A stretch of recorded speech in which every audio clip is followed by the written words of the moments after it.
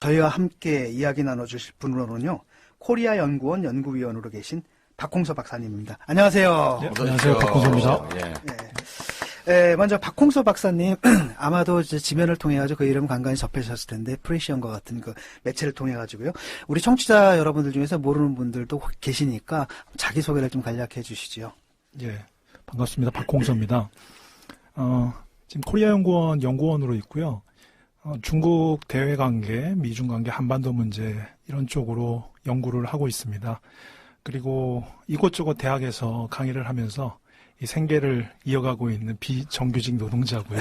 아주 자랑하는데 네. 주변에서 뭐 이렇게 불행히도 연민에는 그렇죠. 예, 그렇습니다. 근데 이 코리아 연구원은 어떤 연구 단체예요? 이 국제정치하고 이제 한반도 문제를 포괄해서 연구자들끼리 네트워크를 구성해서 이 좋은 정책 대안을 만들고 그러한 연구 단체입니다. 예, 연구단체들은 참 그렇잖아요. 이런 일 터지면 우리가 속이 터지고 답답할 것 같아도 연구단체들은 좋은 주제 연구할 거 막 생겼다. 일종의 대목이요. 그렇죠.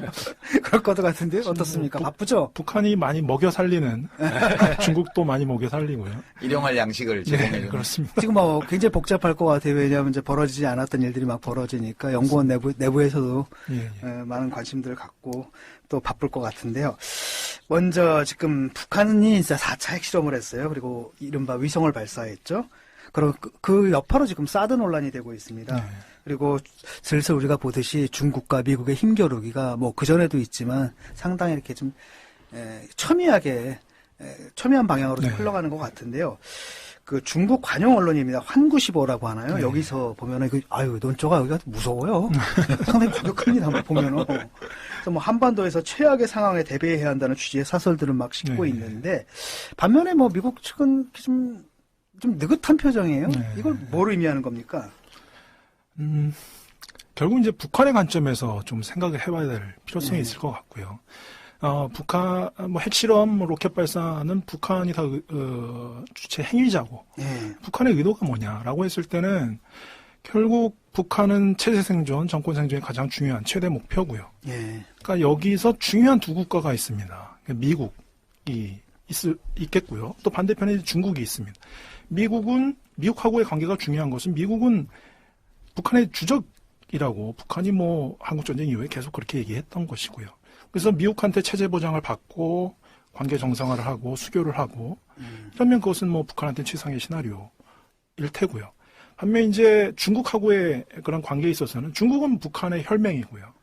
지금 중국이 북한을 도와주지 않고 북한을 버린다면 북한 정권 생존 대단히 위험해질 수밖에 없는 이런 상황이기 때문에 그러면 중국하고의 관계에 있어서 북한의 목적은 뭐냐? 최대 목적은 결국 포기당하지 않는 것. 그러니까 버림받지 않는 것. 그리고 끊임없이 어떤 동맹국가로서의 지원을 계속 강요를 하는 것. 이것이 이제 중국하고의 관계에 있어서의 북한의 목표일 텐데. 그러니까 지금 북한은 두 가지 게임을 동시에 하고 있는 것입니다. 미국하고는 적수 게임을 하고 있고, 중국하고는 동맹 게임을 하고 있습니다. 그러면 북한이 계속 반복적으로 도발을 하고 위협을 조성시키고 이런 것이 과연 어떤 게임에서 효과적이냐, 효율적이냐, 이걸 한번 판단해 봐야 되는데, 이제 미국하고의 관계에서는 그게 별로 효과적인 것 같이 보이지 않는다는 거죠.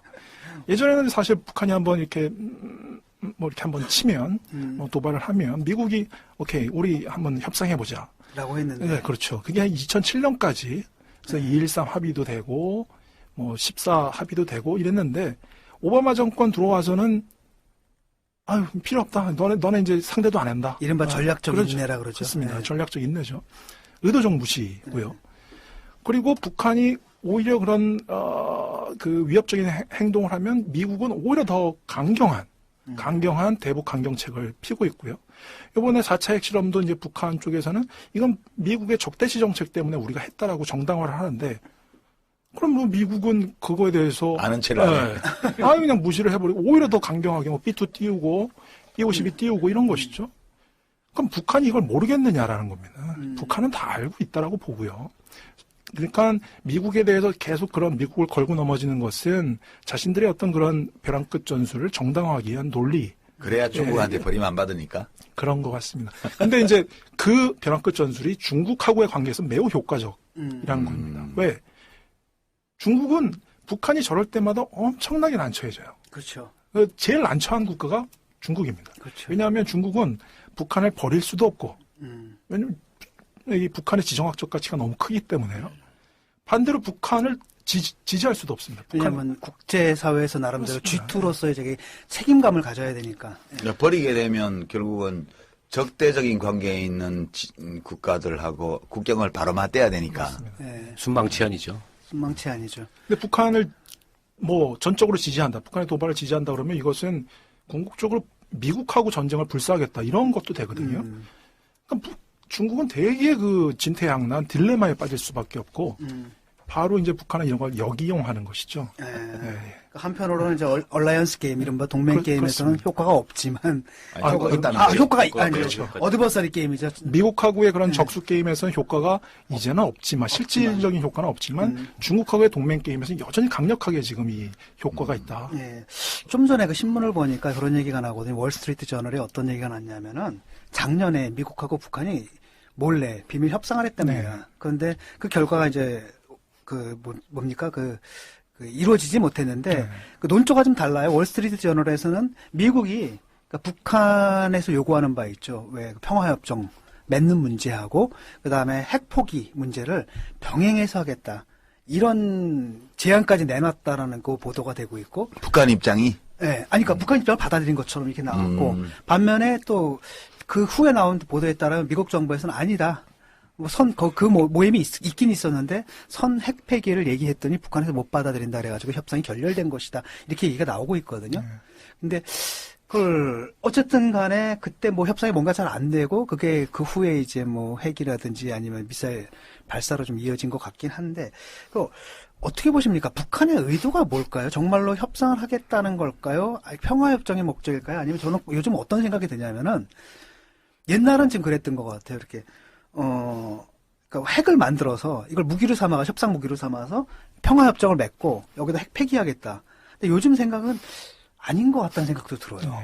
그러니까 아예 그 핵무기를 바탕으로 평화협정을 맺겠다. 이런 느낌도 드는데 어떻게 보세요?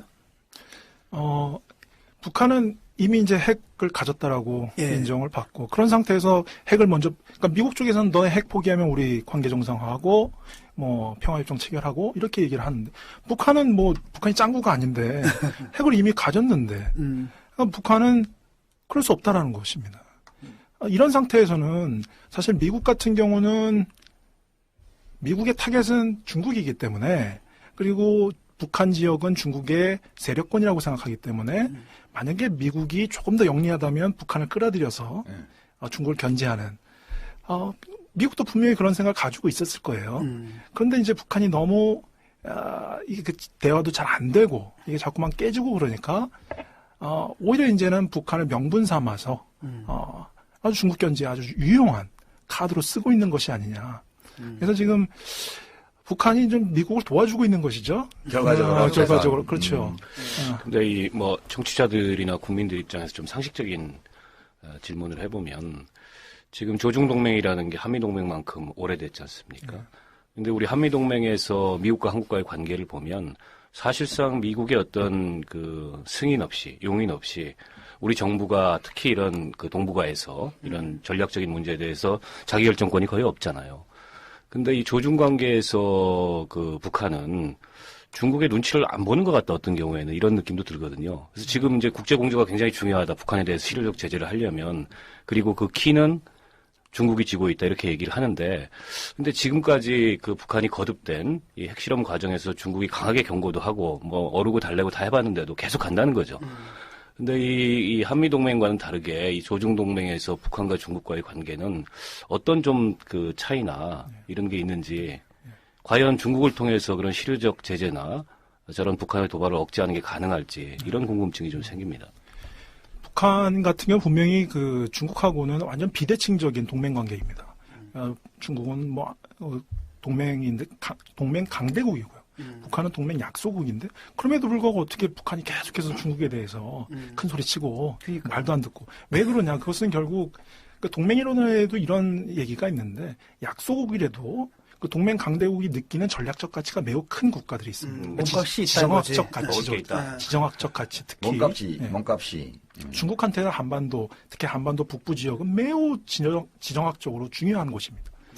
중국이 뭐 대만 문제에 대해서 우린 타협 안 한다. 대만 매우 중요하다라고 하는데 사실 전략적 가치, 지정학적 가치는 북한 지역이 더 커요. 그렇죠. 뭐 대만이야 저기 떨어져 있는 대만이야. 뭐 북경에서 바로 뭐 코앞이고요. 그렇기 때문에 북한이 소위 이것이 이제 약자의 힘이라는 용어가 있는데요. 북한이 중국에 대해서 비록 그 국력 격차는 크게 날지 모르지만 실질적으로는 북한이 중국에 대해서 약자의 힘을 지금 계속 발휘해 오고 있다. 중국은 어쩔 수 없는 것이죠. 그러니까 아까 전에도 말씀드렸는데 이것이 이제 중국이 진퇴양난이고 딜레마고 북한을 버릴 수 없는데 미국 때문에 버릴 수 없다라는 거죠. 그런데 이제 북한은 계속 그것을 이용해서 계속 중국을 난처하게 만들고 그러면서 중국한테 뭔가를 계속 뜯어내는 90년대 초반부터 어떤 북한의 벼랑끝 외교 이 사이클을 보면 항상 그래왔습니다. 그러니까 북한이 그 중국한테 뭔가 섭섭한 걸 느끼고 북한이 한번 크게 한번 사고를 칩니다. 그럼 그 설거지는 다 누가 했느냐? 중국이었다. 네. 그런데 좀 전에 진 교수가 그 월스트리트저널 인용하면서 질문할 때 뭐 북한하고 미국하고 이렇게 뭐 물밑 대화를 좀 했는데 서로 잘 안 맞아서 깨졌다 이런 얘기를 했는데 그게 우리 남북한 사이에는 지금 뭐 실질적인 대화가 이루어지는지 안 이루어지는지 잘 모르겠지만 지금 봐서는 안 이루어지는 것 같다는 느낌인데. 근데 그 자체가 좀 스캔들이거든요. 왜냐하면 북한하고 미국이 계속 물밑으로 했다는 얘기예요. 우리 모르게 지금 했다는 얘기잖아요. 네. 한 거예요? 그러면?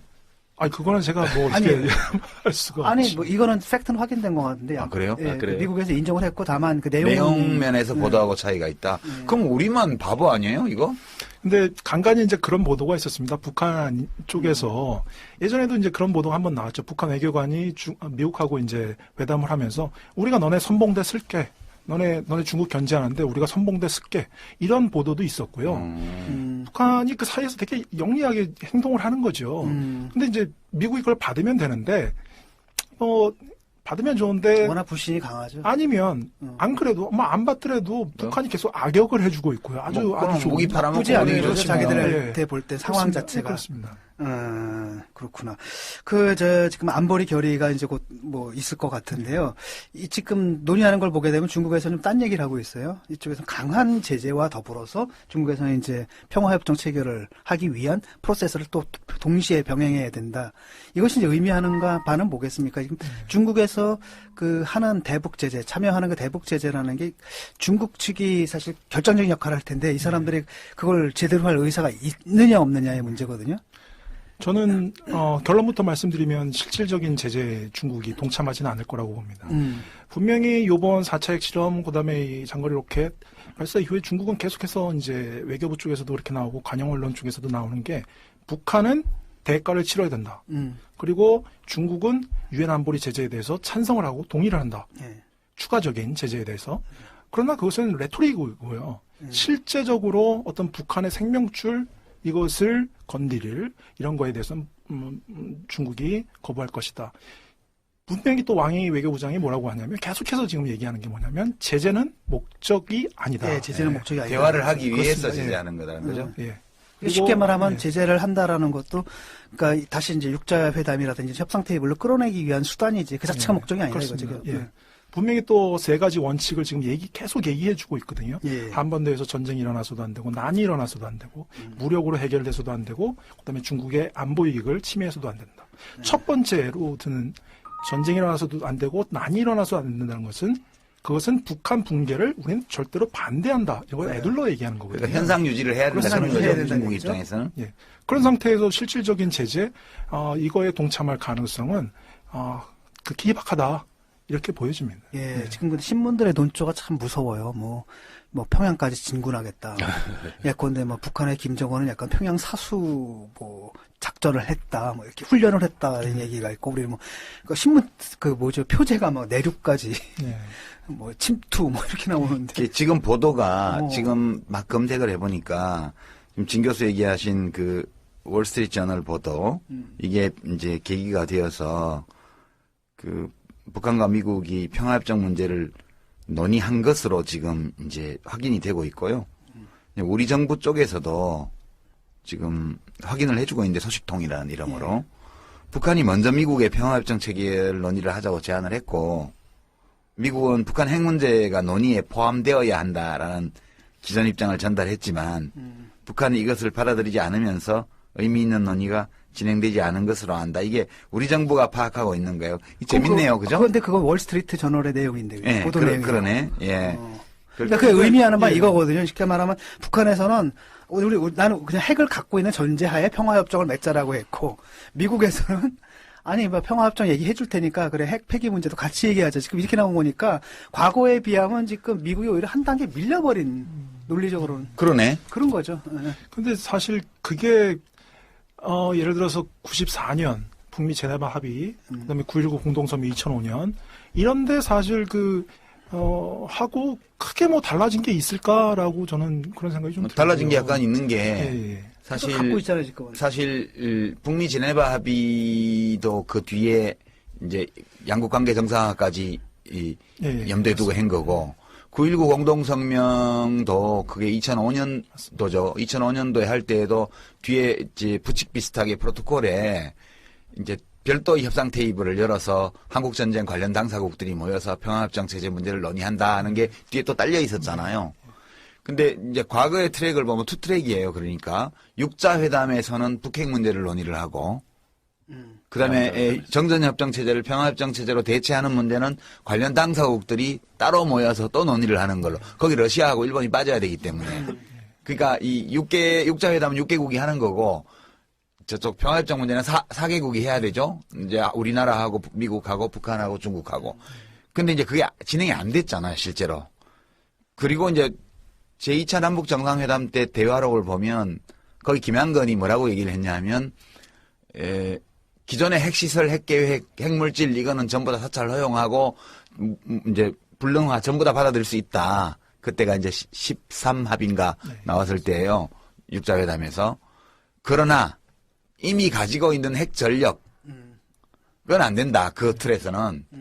왜냐하면 미국이 우리 교전 당사국인데 교전 당사국 상대방한테 우리 무기고를 보여주는 건 있을 수 없는 일이다. 그렇게 그 김정일이 듣는 데서 얘기를 하고 넘어갔어요. 그게 지금 북한의 기본 입장 아니겠어요. 그죠? 육자회담 틀 내에서 핵 문제는 논의를 한다. 그러나 이미 확보하고 있는 핵전력, 핵무기 이거를 폐기하는 데에는 다른 조건이 더 필요한 거고 그렇게 투트랙으로 지금 하자는 거죠. 북한 입장은. 근데 미국이 이걸 못 받은 거 아니겠어요, 지금? 예, 그렇게 보면 되는 건가요?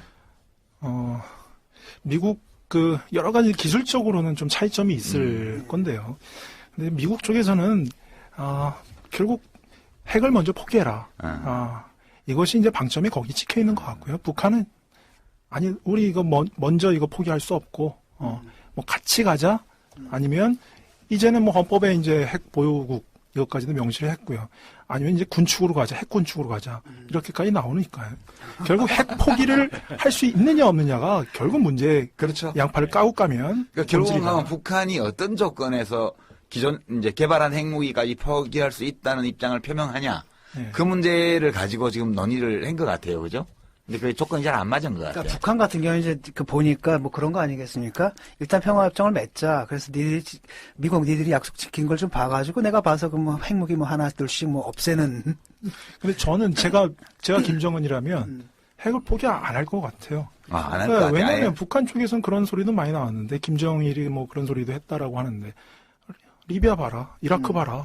얘네 핵이 없기 때문에 저렇게 무슨 다 미국하고 특히 리비아 카다피 같은 경우는 다 뭐 미국하고 잘 지내자 이래놓고선 뭐 내부적으로 이제 끝났지 않습니까? 이런 우리가 핵을 꼭 가져야 된다 이런 것이죠. 그러니까 일단은 이제 북한의 입장은 과거 같은 경우는 핵을 갖다 평화협정 체결의 조건으로 내세웠다면 이미 지금 핵을 갖고 있는 상태에서는 이건 기존 이미 이제 변할 수 없는 사실이고. 네. 여기서 지금 평화협정을 맺자 이렇게 얘기를 하는 거고, 그러니까 미국이었을 땐 뜨악한 거죠. 이거 뭐야? 이렇게 돼버리는 게 아닌가 이런 생각이 드는데. 지금까지 전개된 과정을 보면 이게 국제사회에서 문제아로 낙인이 찍히고 왕따가 되긴 했지만 어쨌든 이 핵개발을 통한 북한의 전략은 그 나름 성공적이었다. 이렇게 볼 수 있겠네요. 예. 우리 관점에서 그들의 논리로는. 네, 그렇죠. 협상력을 엄청 강화한 거지. 지금. 그러니까요. 우리 관점에서 굉장히 평화협정 불안한 체결만 얘기지만 하더라도 과거에는 그게 이제 핵 포기를 전제로 한 평화협정이었는데 지금 북한의 입장에서는 핵 갖고 하겠다. 이렇게 나오는 거는 상당히 성과를 자기네들 나름대로는 거둔 그런 결과라고 보여집니다. 일단 북한은 핵은 이제 확보를 했다. 그게 조회한 수준의 기술이든 어쨌든 하여튼 뭐 핵은 하나 갖고 있다. 뭐 이런 것은 뭐 인정을 받고 있는 것이고요. 게다가 아까 전에도 말씀드렸는데 미국하고의 관계 평화조약 이런 것은 이제 레토릭 뭐 되면 좋고 되면 최상이고요. 근데 그게 안 되더라도 계속 이런 핵 카드를 갖고 중국을 계속 하면서 오래 살아남겠다. 올려주면서 뭔가 중국으로부터 뭔가를 뜯어내는 이런 거에 여태까지 뭐 성공해 왔다. 이번 4차 실험 이후에도 돌아가는 이 상황을 보면 북한의 의도대로 지금 가고 있는 것이 아니냐. 어떤 의도냐면 한중 관계가 너무 밀월기로 갔었거든요. 시진핑 정권 이후에 박근혜 정권하고 되게 그 한중 관계 밀월 관계로 갔고 바로 그냥 한 방으로 그냥 지금 뭐 사드 배치다 이러면서 한중 관계가 그냥 급속도로 이제 경색될 가능성이 커지는데 이것은 북한의 입장에서 대단히 사드 배치 문제로 돌아와서요. 사실상 뭐 사드 문제는 뭐 그전에도 뭐 솔솔 얘기가 나오긴 했지만 이게 이렇게 현실성이 있다고 판단되는 건 아니었잖아요. 네. 근데 갑자기 그냥 뭐 며칠 사이에 갑자기 이 현실이 돼가지고 나타났단 말이죠. 이걸 어떻게 봐야 되나요? 지금 그러니까 우리 정부에서 결정한 걸까 아니면은 그러니까 중국 측의 입장에서는 이 모든 게 사실 북한 문제가 아니라 그러니까 미국이 그 중국을 봉쇄하는 그러니까 쉽게 말하면 대륙 세력이 바다 쪽으로 나오는 거, 이 해양 세력이 미국에서 이렇게 봉쇄하려는 전체 차원에서 된 거고, 한국은 꼬봉이다 이 정도의 시각을 좀 갖고 있는 것 같아요. 어떻게 보십니까? 그 중국 외교부장 왕이가 그런 사기에 나오는 고사성어를 써서 한 장의 칼춤을 추는 태공이다 유방이 이제 그게 이제 집약된 얘기고요. 뭐 방금 말씀하셨듯이. 중국은 한국, 북한, 남한 신경도 안 씁니다, 사실. 싸워도 니네끼리 싸워, 우리 신경 안 쓴다, 이런 겁니다. 6.25 때도, 연합군이 서울 수복하고 383 막 건너려고 할 때 주울레가 뭐라고 그러냐면, 남한군만 넘으면 383 월경하는, 오케이, 괜찮다. 상관 안 한다. 그러나 미군이 월경을 하면 우린 가만히 있지 않겠다. 딱 그런 말을 하거든요. 그 논리는 지금 70년이 지났는데도 그대로 작동을 하고 있고요. 북한 급변사태 나서, 그냥 한국군만 올라가서 접수를 하면 중국 신경 안 쓸 겁니다. 그러나 문제가 되는 것은 이제 주한미군이 올라가서 접수를 하고 압록강까지 올라간다는 거죠. 그건 중국한테는 최악의 시나리오입니다. 그러면 옛날 임진왜란 때도 일본군이 저 한강까지만 오고 대동강, 압록강까지 안 왔으면 파병 안 했어요. 파병 안 했을 수도 있나요? 사실 제가 외람되지만 학예 논문을 이제 중국의 군사개입, 임진왜란 한국전쟁을 비교해서 막 썼는데요. 그때는 항외 원조전쟁이었고, 예, 6.25 때는 항미 원조전쟁이고 그런데. 매우 논리가 비슷합니다. 그 임진왜란 때도 오히려 왜군이 막 한 2달 만에 서울까지 치고 올라오니까, 한성까지 치고 올라오니까, 오히려 이 명나라 쪽에서는 조선을 의심합니다. 이게 짜고 친다. 향도가 돼서. 어떻게 저렇게 빨리 올라올 수 있냐. 그래서 저희 특사까지도 보내요. 그래서 상황을 조선의 전황이 어떠냐 이렇게 대의는 그랬지만 그게 조선 왕이 진짜 왕이냐. 근데 이제 거기서 이제 조선 선조가 가서 뭐 울면서 이거 진짜다. 우리를 믿어 주십시오 막 이러거든요. 그런 다음에 이제 왜군이 평양까지 가니까 그때서야 바빠지면서 일단 먼저 소규모 부대를 보냈다가 거기서 대패를 하고 이제 대규모 부대가 나오는 거죠. 그래서 결국 이것은 지정학적인 논리입니다. 지정학적인 논리는 상황에 따라서 변하는 것이 아닙니다. 몇백 년, 몇천 년이 지나더라도 지정학적 논리는 지속되기 때문에 지금도 중국이 가장 이제 우려하는 것은 주한미군의 북상. 그런 것들을 제일 우려하는 것이죠. 예전에 제가 들은 얘기인데 참여정부 때 이 비슷한 얘기예요. 지금 얘기 듣다 보니까 그 생각이 나는데 뭐 중국 쪽에서 주한미군의 배치 라인을 더 북쪽으로만 올리지 않는다면 항구적인 미군 주둔이나 또는 심지어 한반도 통일 이후까지의 미군 주둔에 대해서도 용인할 의사가 있다는 어떤 묵시적인 동의? 이런 것이 이 중국하고 미국 사이에 있다. 그 당시 외교안보 사이드 쪽에 있던 분들한테 그런 얘기를 제가 들은 적이 있어요. 지금 말씀 들으니까 맥락이 거의 비슷해서 실제 좀 그때도 그런 분위기가 있었나요? 언제? 참여정부 때. 그거는 뭐, 잘 아시니까 제가 뭐 어떻게 한해 좀 계셨던 쏠 수가 분이 없는데. 근데, 중국은 공식적으로는 다른 나라 군대가 기타 다른 나라 국가에 주둔하는 거에 대해서는 반대를 하고 있습니다. 그래서 주한미군은 냉전의 산물이다. 더더군다나 정전협정 위반이니까. 예, 공식적으로는 그렇게 얘기하는데요. 근데 이제 또 중국은 신경 써야 될 국가가 일본이거든요. 그래서 주한미군이 빠지게 되면, 한반도에서 미군이 빠지게 되면 당연히 이제 그러니까요. 일본군 자위대가 채우니까. 이제 강화될 수밖에 없고, 그게 또 두렵거든요. 네, 그거보다는 미군이 있는 게 낫다는 거죠. 그렇죠. 그렇죠. 근데 그 미군이 있는 게 난데, 그게 중국 쪽에 이렇게 위협적인 건 또 아니다. 아닌 거네. 예. 그러니까 그 밸런스를 잘 맞춰야 되는데, 또 그런 맥락이 또 있네. 미묘하다. 아주 미묘하네요. 그러니까 지금 사드 같은 경우는 그게 깨진다는.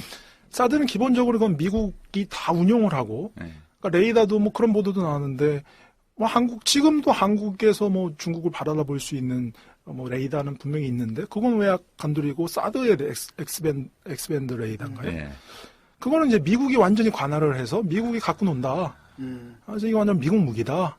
그리고 또한 그 사드는 뭐 기술적으로 이제 그런 분석들이 많이 이제 있다고 들었는데, 사드의 목표는 중국에서 미국 본토로 날아가는 것을 사전에 차단하기 위한 것이지, 북한에서 뭐 남한을 공격하겠다 그러면 뭐 스커드 미사일이나 노동 미사일로 가는데, 그건 사드 그 대상이 ICBM이 아니거든요. 요새는 대기권 그거라고 밖으로 주장하고 갔다가 있어요. 다시 들어와요. 어느 날 갑자기 로키드 마틴에서 자료를 풀었는지 어쩐지 모르지만 사드가 ICBM을 최종 종말 비행 단계에서 이제 요격하기 위한 게 아니고, 이 북한이 스커드 미사일을 개량한 게 노동 미사일 이런 거잖아요.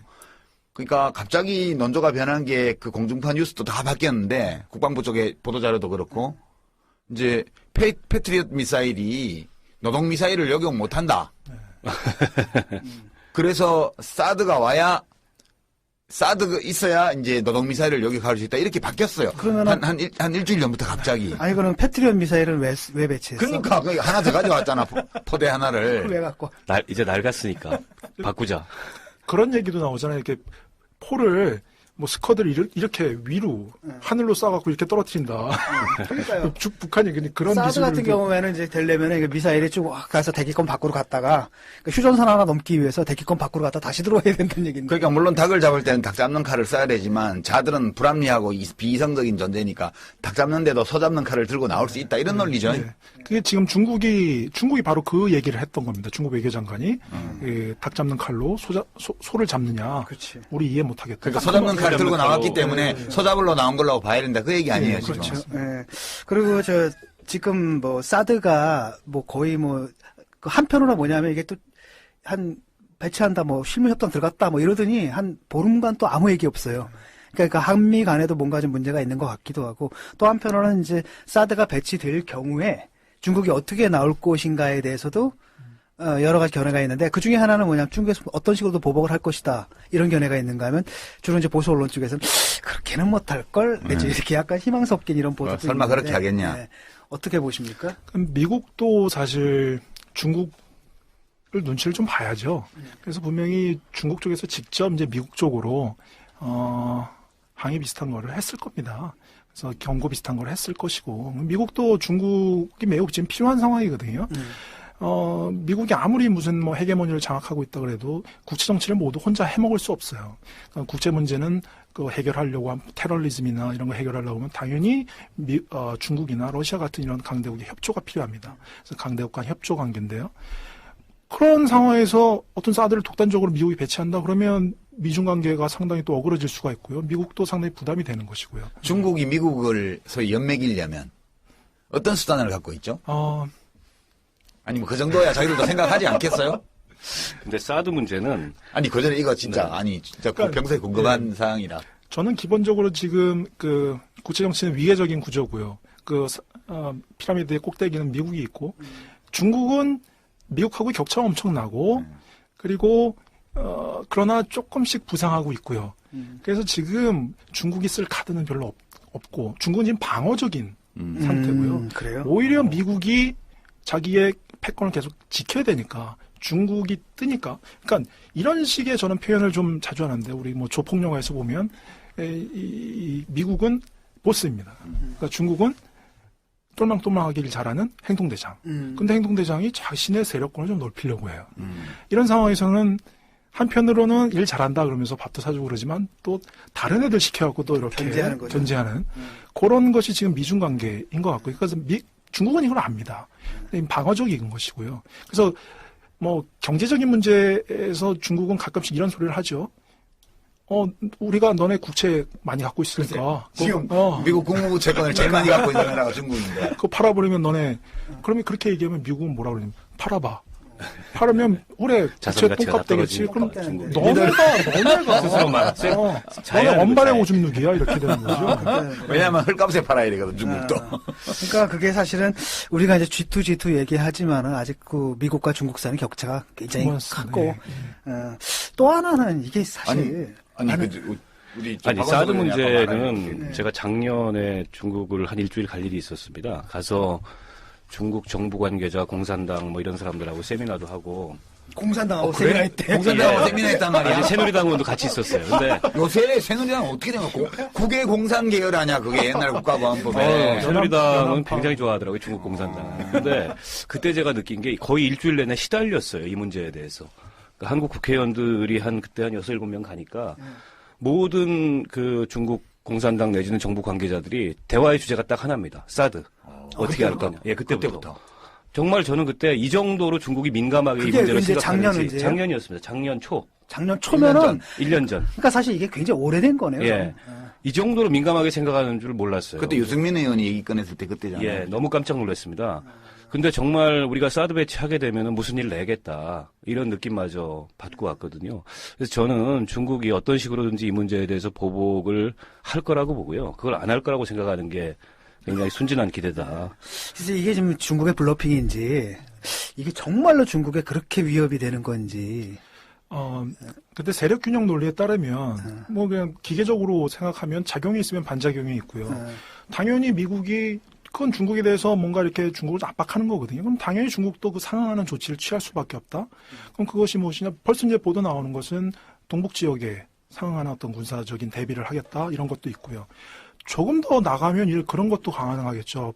북중 동맹을 제대로 복원을 하고 뭐 무기를 북한에 수출하고 이것은 뭐 조금 더 넘어가는 건데요.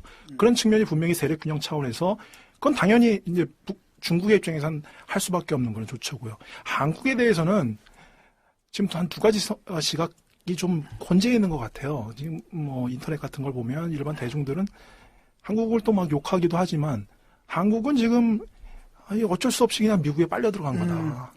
동정론. 예. 그런 동정론도 조금은 있고요.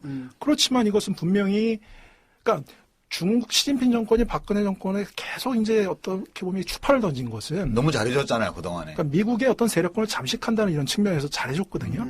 근데 여기서 이제 얼굴을 싹 바꿔서 미국한테 완전 빨려 들어가는 것은 중국 입장에서 섭섭하죠. 예. 그렇기 때문에. 아니, 우리 대통령이 더 섭섭한 것 같던데. 진실한 파트너라면 이럴 때 손잡아줘야 된다고 하면서 안 잡아줘서 왕 삐진 거 아니야? 전승절 행사도 갔는데 진핑이 오빠가 이럴 줄 몰랐어. 그러니까 천안문 막로에서 사진 뭐 한 방 찍는다고 한중 관계 좋아지고 그런 건 아니고. 예. 북중 관계, 한중 관계 기본적인 구조를 읽어야 되는데 그걸 못 읽고 단지 이벤트 전승절 한번 참여하면 왜냐하면 국내 선거는 그렇게 해서 다 이기거든. 근데 그런 게 좀 아쉬운 거죠. 그러니까 이제 그 막루에 가서 이렇게 열병식 할 때 그거를 우리 시장통에 가서 어묵 사 먹고 하는 거하고 비슷하게 한 거지. 그런 거 아니야? 예. 근데 이제 한편으로는 그러니까 중국 측의 이제 대응이라는 것이 이제 두 가지로 생각할 수 있지 않겠습니까? 한편으로는 이제 군사적 대응. 예를 들어서 아까도 말씀드렸듯이 저기다 군사력을 강화한다든지 아니면 아주 노골적으로 그냥 사드 기지를 때릴 수 있는 미사일 기지를 전진 배치한다라든지. 아니, 그거는 이미 입력했다고 이미 나왔잖아. 중국 관영 언론에서 이미 그 사드 배치 지역이 군사 타겟이 될 것이다라고까지도 얘기를 해요. 우리가 지난주 이 방송할 때 사드 배치 지역이 확정되면 거기는 미국의 중거리 미사일, 중국의 중거리 미사일 목표로 바로 좌표에 입력되는 거라고. 그래서 지금 사드 배치해야 된다고 그 찬성하는 새누리당 의원들이 대구에 가서는 여기는 안 된다고 얘기하고 다니죠. 부산 가서는 거기도 안 된다고. 여기도 안 된다고. 원주에 가서는 원주에도 안 된다고. 사드는 배치해야 되는데 자기 지역은 안 된다고. 그 청와대 디산에다 하지. 또 하나는 이게 이제 그 경제적 보복이라고 얘기를 하는데 사실 이게 경제적 보복으로 가기 좀 논리 논리가 조금 이렇게 비약이 되지 않나요? 그 중국 쪽 그 연구자하고 좀 얘기를 해봤는데 이제 그 친구는 이렇게 얘기를 하더라고요. 그 지금 중국 경제도 안 좋고 한국 경제도 안 좋다. 그래서 제가 이제 경제적 보복 가능성이 있냐 그러니까 그것은 좀 생각해봐야 되겠다. 뭐 이런 식의 얘기를 하고 오히려 그러면 뭐 어떻게 할 거 같니? 그러면 이렇게 물어보니까 오히려 중국은 북핵 문제나 이런 거에 대해서 중립. 지금까지는 그래도 뭐 국제적인 뭐 대화를 통해서 해결하고 뭐 유엔 같은 거 뭐 이런 데서 좀 적극적으로 그래도 보여줬잖아요. 이런 거에 대해서 좀 무관심. 발을 빼버린다는 중립. 그게 세 번째는 그러니까 외교적 보복이네 일종의. 그리고 또 이런 것도 가능합니다. 사실 문화적으로. 중국은 이제 국가의 언론 장악력이 뭐 어마어마하죠. 그러니까 이제 그 반한 선동을 좀 할 수 있겠죠. 그 한 번만 뉴스에 돌려버리면 요코들 그러니까 이제 일부 보도에 별거대 김수현, 사드에 죽나 그런 아니 그 순식간이에요. 진짜. 아니, 그 화장품 주식이 다 떨어졌잖아요. 네, 지금 이제 저는 이래요. 그 중국이 지금 FTA까지 체결을 했잖아 우리가. 발효는 아직 안 됐죠, 그죠? 근데 한중 FTA까지 한 마당에 저 군사적인 문제를 가지고 경제적인 뭐 보복 조치를 한다는 거는 공식적으로 할 수 없는 거예요. 그렇죠. 그렇지만 공식적으로도 안 하고 실질적으로 할 수 있는 방법이 얼마든지 있어요. 사실 문화산업, 한류, 이 문화산업, 전자, 이런 쪽에 무슨 통신 이런 쪽에 타격 가하려면 저쪽은 전체주의 독재국가잖아요. 움직일 수 있는 수단이 엄청 많아요. 예, 대중의 반감을 조장해서 자발적이고 민간 영역에서 일어나는 보이콧 운동처럼 조직하는 게 쉬워요. 중국은. 쉽죠. 그거 뭐 일도 아니지 뭐 사실 맘만 지금 먹으면. 제일 우려하는 게 그 중국 여행객들 해외여행 당분간 특히 한국 금지시키는 거. 공안들이 좀 덜 친절해진다는 거죠. 우리 저 자본시장에 투자되어 있는 그 중국 자금들 빼는 거. 반대로 그 한국의 대중국 투자 결정을 지연시키는 거죠. 그렇지. 행정적으로 그냥. 네, 그 지연시키면 얼마든지 가능하거든요. 근데 그게 우리한테는 이제 막대한 손실로 돌아오기 때문에 그런 여러 가지 우려들이 실제로 있는 아니 그러니까 우리나라에서 박근혜 대통령이 예를 들어서 뭐 그렇게 FTA 맺고 있는 다른 나라에 대해서 압박을 가하기 위해서 이제 그 비공식적인 수단을 동원해서 하기 시작하면 우리나라 같은 데서는 야당이나 경제단체나 이런 데서 삿대질하면서 이거 왜 이러냐 말이야. 이거 뭐 불법적인 거다. 뭐 이건 잘못된 거다. 이렇게 비판이라도 하지만 중국은 그거 없잖아요. 그게 사실상. 그러니까 쟤들은 무기를 손에 다 쥐고 있는 거라고. 예. 그 마지막으로 그 사드의 그 손익 계산을 좀 해보면 일단 뭐 미국한테는 배치된다면 유리한 거겠죠. 그 다음에 우리나라 같은 경우는 이제 손해만 보는 거겠죠. 왜냐하면 비용들이 있고. 무슨 소리야 지금 우익들이 들으면 사드가 우리 노동미사일에서 우리나라를 보호해 주는데 왜 그런 소리를 하고 그래 이러지. 제가 우익이 아니라서 제가 우익하기는 머리가 좀 좋아요. 그래가지고 그런 것 같고. 어쨌든 근데 비용 문제도 있고 환경 문제도 있고 또 한편으로는 이게 배치가 되면 왜냐하면 미사일 타격 중국이 뭐 타격한다 그랬으니까 굉장히 안보적으로도 불안해지는 측면이 있기 때문에 우리는 좀 손해를 보는 것 같고 중국도 당연히 이제 손해를 보는 건데 북한은 나쁘지 않겠죠. 네. 저는 최종 승자는 뭐 로키드 마틴 사장과 그렇지. 북한. 그렇지. 뭐, 로키드 마틴은 뭐 이제 뭐 논하지 뭐 거고, 완전히. 예. 커미션도 좀 줘야 되고 김정은한테. 뭐 20% 하면 얼마야? 그 세계 포대 하면은 한 3조 5천억 4조 원 된다는데 20% 하면 8천억 아니야 리베이트가. 8천억이 쫙 불려봐 죽이는 거지 완전히. 특히 우려스러운 건 그런 점인 것 같습니다. 이게 그냥 사드를 단순히 배치하고 안 하고의 문제를 떠나서 한미일 MD 체제에 우리 정부가 완전히 편입이 된다는 거죠. 이게 사실은 미국이 2011년도인가요? 아시아 재균형 정책을 발표한 이후로 한미일 군사 협력을 거의 준동맹 수준으로 끌어올리려고 부단히 애를 썼는데 우리가 안간힘을 가지고 버텼던 거 아닙니까? 그동안에. 그랬는데 이게 무너지면서 이 사드가 배치된다는 거는 그게 거의 준동맹 수준으로 가거나 어쨌든 일본을 핵심 행위자로 하는 그 군사동맹 체제에 완전히 편입된다는 게 우리로서는 과연 바람직한가 이런 점이 사실은 더 우려스러운 역시 국회의원은 다르다. 표현이 품격이 있고 유식해 보이잖아. 내가 엿먹인다 이런 식의 나의 표현과는 정말 질적으로 현저한 차이가 나서 갑자기 나와 부끄러워지네. 저 선거해야 돼요. 이런 입을 가지고 국회에 들어갔으니. 북한은 사실 제일 요번에 이런 상황 속에서 북한이 얻은 것은 한중 관계를 경색시킨 것. 이것은 아주 북한한테 북한이 지금 희망하고 있고. 그 3쿠션 넣은 거죠, 그렇죠. 그러니까 아까 저희도 말씀드렸는데 시진핑 정권 이후에 박근혜 정권하고 되게 밀월기가 있었고 전승절 회사 때 상징적으로 그런 게 드러나는 것이 시진핑 박근혜 두 명 화기애애한 북한 대표는 체령에는 저 구성에서 짱 박혀갖고 아니 그러니까 북한의 입장에서 보면 이건 말이 안 되거든요. 미국 백악관에 맞습니다. 예. 발코니에 섰는데 김정은이 가서 그 오바마 옆에 서 있고 우리는 윤병세 외교부 장관이 가갖고 저 끝에 보이지도 않는 데 서 있고 이거가 아니야. 그런 거죠. 말이 되냐고 이게. 근데 이제 핵실험 이런 상황으로 깨끗하게 이제 정리가 되는 북한 입장에서는 되게 지금 자축위안을 베풀고 있지 않을까. 뭐 못됐어 그런 정말. 근데 저는 이게 참 우리 외교 안보 정책이나 전략이 왜 이렇게 무능한가 참 고민인데요. 그 한반도의 지정학적 가치가 특히 북한 같은 경우에 중국의 그런 지정학적 가치가 있다면 중국으로 하여금 우리 남한도 마찬가지 아닙니까? 미국에게 있어서 이 대한민국은 그런 지정학적 가치가 있는 거거든요. 중국한테도 있죠. 근데 우리는 그런 걸 활용을 못 해요. 그 점이 너무 사실은 속상하고. 그건 대통령을 잘 뽑아서 그래. 근데 사실 재미있는 게 지금 북한이 하고 있는 그 중국에 대한 그런 변화구 전술이 사실 과거에 남한도 많이 했습니다. 박정희 대통령 그거 했고 특히 이승만이 먼저죠. 핵개발한다 이승만 정권 때는 계속해서 북진 통일한다 그러면서 미국한테 막 뜯어냈거든요. 그래서 미국이 무서우니까 그 한미 방위조약도 맺어주고 또 전쟁 날까봐.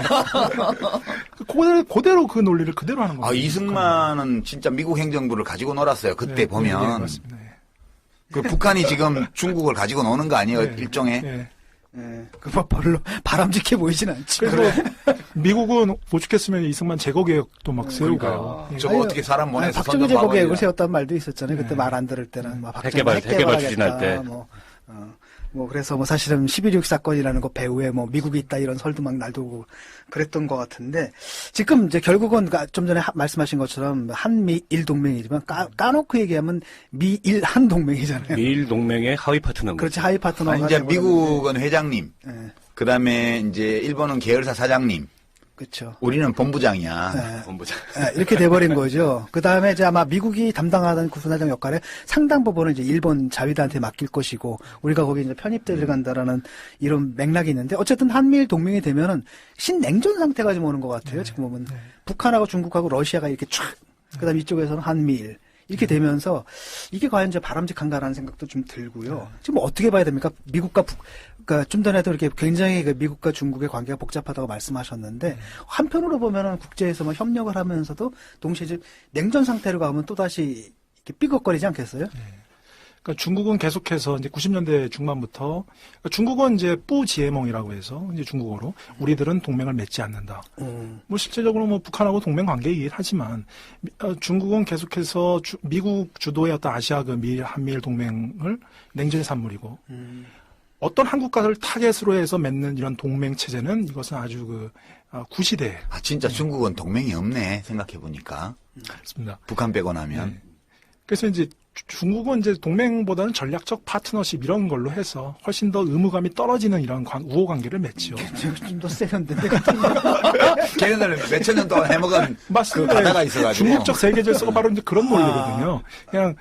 그냥 우리 사이만 좋게 지내고 우리 나와바리에서만 벗어나지 마라 이런 겁니다. 우리 옛날에 전통적인 전통적인 중국과 우리 관계도 보면 이제 이게 속국이냐 조공 관계냐 동맹 관계 여러 썰이 있지만 대체로 보면 꽉 속국으로 하기보다는 평소에 이렇게 좀 이렇게 얼러주고 그러고 이제 형님 집에 명절 때 내면 선물 잘 보내고 그다음에 니네 임금 바뀌고 이러면 보고 좀 잘하고 이 정도 행거 아니겠어요, 그죠? 조공 체제에서도 사실 조선이 분명히 중국의 속방이었죠. 그러나 조선왕은 계속해서 그런 소리 합니다. 조선의 외교와 내치는 자주다. 그건 중국도 그걸 인정해요. 그걸 좀 더 논리적으로 보면 그게 바로 기미책입니다. 기미책. 자율성을 줄 테니까 하지만 우리한테 반한 행동만 하지 마. 근데 그게 훨씬 더 지배 전략으로서 효과적이고. 그러니까 전통적으로 중국은 그렇게 해왔던 나라니까. 아주 비용이 적으면서 효용은 큰. 그러니까 지금 600년 중화인민공화국이 나는 그렇게 생각한다니까. 자기들 군대에 보내가지고 지켜줄 필요도 없이. 있잖아요. 한수, 당송, 원명청 우리 옛날 학교 다닐 때 세계사 배울 때 중국 통일국가 있잖아. 7개. 대륙 통일국가. 이 마지막에 한수당송 원명청 뒤에 중화인민공화국이 있는가 8번째 통일국가예요. 중국 대륙으로 보면. 그러니까 많은 부분 사회주의라는 이념 또 지금 시장경제체제를 갖고 왔지만 문화적 정치적으로 보면 2000년 지속되어 온 중국의 여러 문화 DNA 이런 것들이 중국 공산당에 그냥 살아있는 거 아닌가? 맞습니다. 그러니까 사실 유교라는 것도 대단히 그 효율적인 통치 이데올로기거든요. 유교에서 모범형 인간이 이제 군자인데요. 군자는 강압적으로 안 해도 혼자 다 알아서 합니다. 그러니까 그것은 아주 지배 권력의 논리입니다. 뭐 칼을 갖고 통치를 안 해도 되는 것이고 그냥 알아서 하니까 자동이념이죠. 그래서 그 중국적 중화 질서가 2000년 동안 지속된 것도 그런 아주 세련된 형태의 통치 전략 이런 것이 있었다. 그래서 신자유주의가 그런 거 아닙니까? 인간들을 정말 자동인형으로 만들어 놓고 스스로 통치하게끔. 저는 그런 얘기도 예전에 했었는데 중국의 그런 유교가 이미 그 통치 기술을 갖고 있었다. 그렇게도 보고요. 지금 뭐 그 중미 관계가 최근에 들어와가지고 이제 부딪히는 모습들을 많이 보여주는데 그건 아마도 아직 중국과 물론 미국 사이의 격차는 뭐 무시할 수 없을 정도로 크지만 그럼에도 불구하고 중국이 올라오고 있기 때문이거든요. 그러니까 두 가지 문제가 있어요. 크게는 경제적으로 이렇게 들어요. 뭐 중국에서 무슨 은행을 만든다. 그런데 이제 미국에서 반대하고, 근데 우리나라 거기 가입하고 뭐 이런 얘기도 있고, 또 다른 한편으로는 뭐 1대1로 뭐 위화나 뭐 달러화 뭐 이런 얘기들도 있는 것 같고, 또 다른 한편 군사적인 맥락이 있는 것 같아요. 보니까 뭐 남중국해에다 무슨 군사기지, 그 섬 너무 예쁘던데 거기다 왜 군사기지를 짓냐. 그런 문제들이 네. 사실 지금 중국은, 미국의 등에 올라타서 저렇게 경제 성장을 한 겁니다. 그렇지. 1978년 12월 달에 이제 11개 3중전에 중국 공산당 열려서 등소평의 개혁 개방을 선포하고요. 근데 그것이 1979년 1월 1일 날 미중 관계 수교가 있었습니다. 그것은 아주 밀접한 상관관계가 있고요. 그것은 무엇이냐? 개혁 개방이라는 건 다른 말이 아니라 미국 주도의 자본주의 체제에 우리가 들어가겠다. 편승한 거죠. 편승해서 그거 혜택을 너무 많이 받았어요, 중국이. 그렇죠. 그래서 지금 중국은 어떤 뭐 자본주의 세계 체제가 급격히 허물어지고 아주 쌍술도 반대합니다. 네, 공산당이 자본주의 이런 걸 반대해. 왜냐하면 중국은 당은 공산당이지만 그 체제는 지금 국가 자본주의니까. 네. 그래서 너무 혜택을 받았는데, 그러니까 중국도 어떤 미국하고 같이 이 자본주의 체제를 존속시켜야 될 의무감이 있는 겁니다. 예. 그런데 이제 문제는 뭐냐면 미국이 거기서 너무 장난을 친다는 거죠. 특히 달러 패권을 갖고 기축통화니까요. 기축통화의 장점이 어마어마하지 않습니까? 네, 그렇죠. 그러니까 중국은 우리가 분명히 혜택을 받는데 미국이 계속 기축통화 달러를 갖고 그 적자 나는 부분을 다 떠넘기고 중국이 사들이니까. 그렇죠. 양적 완화에서 달러 가치 떨어뜨린 다음에 그 떨어뜨린 가치는 다 중국한테 떠넘기는 그렇죠. 이런 거거든요. 달러 가치 떨어지면 중국이 달러 제일 많이 갖고 있는데. 근데 그건 지금 중국 GDP의 3분의 1 정도가 이제 미국 시장에 의존하고 있기 때문에 그런 통계가 있는데요. 그러니까 미국이 무너지면 중국도 그냥 끝납니다. 2008년, 2009년에 금융위기 났을 때 중국 노동자들이 엄청나게 실직해갖고 지방으로 그렇죠. 막 가고요. 그때 사회 문제가 되게 많았습니다. 그래서 중국 공산당도 통치 안정성이 되게 위해를 받고요. 그런데도 불구하고 이제 미국이 좀 더 너무 장난을 치고 선을 넘는다는 거죠. 그렇죠. 그래서 이제는 수출 시장을 좀 다변화하고 그다음에 위안화 국제화를 좀 추진해서 달러 중독, 우린 너무 달러 중독이 많이 되어 있다. 한국하고도 그 원화하고 위안화를 맞습니다. 직거래하는 장터를 만들었잖아요. 네. 그래서 위안화 국제화해서 이제 한국 같은 경우는 얼마 전에 그 최영환 장관이 무슨 한국이 위안화 금융 허브가 되겠다 이런 소리는 사실 그건 미국 쪽에 상당히 위협반들 소리거든요. 근데 엄청 기분 나쁘지 미국에서는. 미국은 사실 지금 경제 패권이 제일 중요한 건데 왜냐하면 군사력은 사실 중국하고 절대 전쟁을 할 수가 없어요. 핵무기도 있고 이건 말도 안 되는. 그러니까 결국 제일 중요한 목표는 경제적인 패권을 가져가는 건데. 근데 이제 중국은 그래서 이거를 조금 수출 시장도 다변화하고 위안화 국제화하겠다 그래서 1대1로를 하고 아시아 인프라 투자은행을 세우고 이런 것이죠. 그러나 여전히 중국도 스스로를 믿지 못합니다. 그렇기 때문에 미국 국채에 투자를 하고 달러를 이렇게 쌓아놓고 있는 것이죠. 그러니까 중국도 참 재밌습니다. 스스로를 믿지 못하는. 네, 그러니까 한편으로는 사실 중국도 미국하고 사실 공생관계에 있고, 그렇습니다. 하지만 그 공생관계가 조금 좀 야, 이건 너무하지 않냐? 뭐 이렇게. 너무 많이 등쳐먹는다라 이런 불만감들이 있고, 거기에 좀 대응하기 위해서 뭐 아시아 투자은행이라든지 이런 것도 만들고, 뭐 그다음에 통화 정책도 원하죠. 위안화. 위안화 정책 좀 하는 것 같고, 또 군사적인 문제가 있거든요. 남중국해 문제는 뭡니까 이게? 그거 뭐 아무것도 없잖아요. 거기 가면 섬만 있는데. 산호초죠, 산호초. 섬이 아니고. 그게 산호초죠. 암초지. 원래 그게 섬이 돼요. 필리핀은 그래서 만든 섬, 나라 전체가 그렇거든요. 그러니까 남중국해 문제도 그렇고 북한 문제도 그런데 직접적인 뭐 위협이 되니까 미국이 저럴 수도 있고요. 뭐 그 표면적인 이유고요. 저는 조금 더 수면 밑에 이런 거를 조금 다른 경제적인 측면에서도 충분히 해석이 가능하다. 그게 뭐냐면 미국한테 가장 중요한 것은 달러 패권의 유지라는 거죠. 그럼 다른 국가들이 미국을 믿고 달러에 투자를 해라. 이런 것을 신뢰를 계속 보여주기 위해서는 결국 달러 패권의 그 양파 껍질을 까고 가면 그러니까 다른 나라들이 왜 달러를 믿느냐? 군사력이다. 군사력입니다. 그러니까 뭐 외계인이 침공해도 미군이 지켜줄 것 같거든요. 맞아요. 영화 보니까 그러던데 다 미국이 원래 위기 시에는 가장 힘센. 미국 대통령이 비행기 대통령 비행기 몰고 핵폭탄 쏘고 물리치잖아. 그러니까 미국은 반복적으로 자신의 힘을 과시해줘야 될 필요성이 있는 것이죠. 끊임없이 군사적으로 나 힘이 이렇게 세. 이런 동물 행동학의 견지에서 보면 참 흥미로운 현상이에요. 그러니까 똑같이 이성으로 치장만 했을 뿐이지 뭐죠. 그 동물의 왕국이죠, 뭐. 그 외에 이제 뭐 이렇게 짝짓기 할 때 어떤 새는 암컷을 유혹하려고 집을 크게 짓는 새도 있고 막 그러잖아. 그거랑 진짜 똑같은 것 같아. 근데 중국 쪽에서는 이걸 또 알고 있고요. 그런 또 시각도 있는데요. 미국이 또 지정학적 리스크를 의도적으로 이렇게 창출을 해서 조장을 해서 그런 지정학적 리스크가 생기면 달러가 다시 미국 쪽으로 환류가 됩니다. 그럼 중국 쪽에 있는 또 달러가 다 들어가거든요.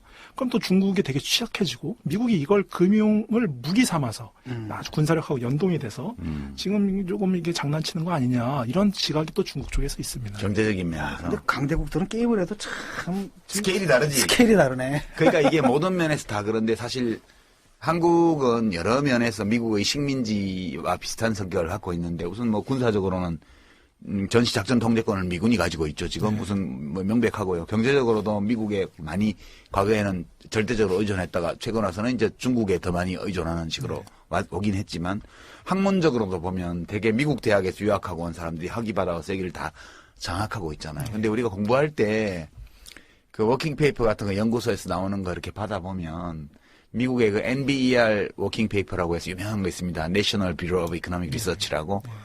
근데 거기에 워킹 페이퍼를 만드는 교수와 대학원생들이 그 논의하는 전개하는 논의 수준 다루는 데이터의 수준하고 제가 독일 대학에서 다뤘던 거하고 한국에서 다루는 걸 비교를 해보면 너무 큰 차이가 나서요.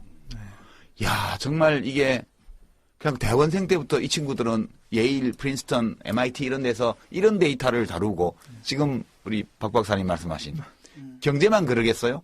모든 연구 분야에서 얘들은 무슨 게임을 해도 다 세계를 놓고 하는 게임을 하는데 우리는 맨날 북쪽으로 잘라진 섬나라 비슷한데 앉아 요것만 하고 있으니까 이런 얘기 들으면 참 가슴 아파 나는 우리 너무 잘하는 것 같아서. 차라리 나라가 작으려면 저 핀란드처럼 저쪽 구석바 가가지고 그래 니들 그렇게 살고 우리는 우리끼리 오밀조밀하게 잘 살래 이러면 되는데 이게 뭐냐면 러시아 있지 저 중국 있지 일본 있지 미국 있지 이거 둘러싸여가지고 제가 평소에 궁금했던 건데 우리 미국 가서 박사학위 하신 분들 또 외국 가서 박사하신 분들 외국 가가지고 왜 꼭 한국 정치, 한국 경제를 가지고 논문을 쓰는 그러면 좋거든. 그게 쉬워서요? 교수가 시켜요. 교수는 전 세계를 해야 되기 때문에 한국에는 자기가 가지고 있는 기계 장치의 한 부품으로서 그 사우스 코리아를 하는 학생이 있어야 되고 그 논문 그 연구 결과를 자기께 포섭을 해야 되고 그다음에 또 그런 것들 중에 중요한 것들은 FBI나 CIA로 다 들어가요. 우리 입장에서 얻는 게 없잖아요. 우리 입장에서. 우리 입장에서 학위를 우리 박 교수님, 미국 박 박사님처럼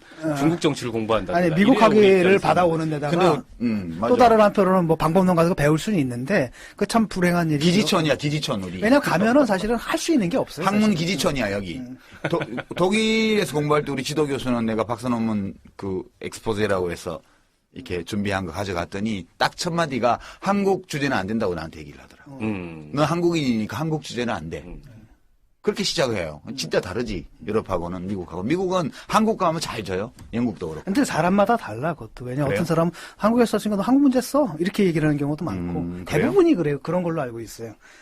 자, 그리고 그 TPP 문제 있지 않습니까? 환태평양 경제동반자 협정? 이런 것들도 보면 어떻게 보면 경제적으로 이렇게 중국을 이렇게 봉쇄하겠다 이런 느낌도 좀 들고요. 어떻습니까?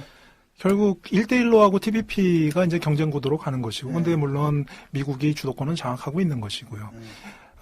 그래서 제가 말씀드릴 수 있는 것은 그러면 뭐가 성공하겠는가? 아시아 AIIB가 성공하겠느냐? 아시아 아니면, 인프라 투자은행. TPP가 성공하겠느냐? 그것은 결국 누가 중국을 믿을 수 있을까? 아니면 미국을 믿을 수 있을까? 누구의 신뢰성이 더 큰가? 그것을 이제 미국도 보여줘야 되는 것이고 중국도 보여줘야 되는데 사실 뭐 미국이 국력이 더 세니까 세죠. 지금은 지금 유리한 압도적으로 입장이죠. 그렇구나. 참, 중국에서는 또 다른 문제가 있지 않습니까? 타이완 문제가 있잖아요. 예. 타이완에서 이제 민진당이 압승을 했는데, 이건 어떻게 봐야 되나요? 저는 타이완 문제하고 남중국해 문제는 좀 다르게 봐야 된다고 생각합니다. 남중국해 문제는 그냥 뭐 힘겨루기, 으르렁 되는데, 타이완 문제는 전혀 미국하고 중국이 타협점이 없어요. 중국은 이것은 내정 문제고, 주권 문제고, 그래서 2005년에 중국은 국내 법까지 만들었습니다. 반분열 국가법이라 해서 만약에 타이완 문제가 타이완이 독립을 선언한다거나 다른 제3국가가 타이완 문제에 개입하면 이건 무력으로 그러니까 비평화적 방식에 의해서 해결하겠다. 그건 무력 침공하겠다는 소리거든요. 그냥 걸어놨어요. 그래서 만약에 그런데 중국이 그렇게 뭐 군사 개입 안 한다? 그러면 또 중국 공산당의 국내 정치적 정당성이 완전히 이제 붕괴가 되는 것이죠. 어쩔 수가 없는 카드를 다 내놨습니다. 미국도 마찬가지로 미국은 분명히 타이완은 중국의 내정이다라는 걸 인정하지만 하나의 중국 79년에 대만하고 단교를 하면서 대만 관계법을 만들었죠. 대만 관계법에도 그런 구절이 나옵니다. 타이완 해협 문제가 평화적 방식으로 해결되지 않는 거에 대해서는 우리가 유의한다. consider. 그게 무서운 말이잖아요. 그래서 타협점이 없기 때문에 미국도 그렇고 좀 역설적인 상황인데요. 중국도 그렇고 가장 난처한 상황은 대만의 어떤 정치 세력이 집권해서 대만 독립을 추구하는 이런 상황은 천수이벤이 그랬었죠. 예, 천수이벤이 말로만이었지만 말로만이었지만 그때 사실 미국이 상당히 난처해 있었습니다. 그러니까 현상 유지하는 게 제일 좋은데. 그렇습니다. 예. 그래서 지금 이제 대만 대선이 끝났는데 차이잉원 정권은 그리고 지금 대만 여론도 그래요. 뭐 중국으로 통일 이런 건 뭐 네. 그냥 현상 유지로 가자. 그러니까 미국도 그런 걸 원하는 것이고요. 만약에 정말 차이잉원 정권이 천수이벤 때처럼 그렇게 좀 도발적인 간다 그러면 오히려 저는 미국이 먼저 선제적으로 개입을 해서 자제를 시킬 것 같아요. 그러지 마. 니네 동네 큰형 열받으면 골치 아파. 좀 전에 이제 그 말씀하셨지 않습니까? 외국 사람들은 앉아가지고 이런 데이터를 놓고 막 이렇게 스케일 크게 막 얘기하는데. 우리 뭐야 이거 진짜. 우리 문제로 돌아와가지고요. 지금 개성공단 폐쇄하고 좀 사드 배치하기로 했거든요. 좀 황당하지만은 우리 박근혜 대통령님의 계산을 좀 유시민 작가님이 아주 좋아하는 방법이 있어요. 내재적 접근 방법이라고. 나는 그녀를 이해할 수 없지만 그녀가 돼서 한번 그녀를 이해해보자 하는 건데 도대체 무슨 생각을 이거 계속 아니 우리가 동의는 안 되더라도 그럴 수 있겠다 정도의 어떤 반응을 낼 수 있는 설명 방식 왜 이렇게 한다는 거 그런 거라도 좀 들어봤으면 좋을 것 같아요. 어디서도 못 들었거든. 어떻게 보세요? 이게 쉽게 말하면 우리가 주체적으로 개성공단 폐쇄를 갖다가 주도하고 그다음에 사드 배치까지도 주도적으로 하자 이렇게 한 건지 아니면 이 전체가 다 미국의 어떤 진행하고 하는 프로젝트의 한 일환으로 우리한테 거의 강요되다시피 들어간 건지.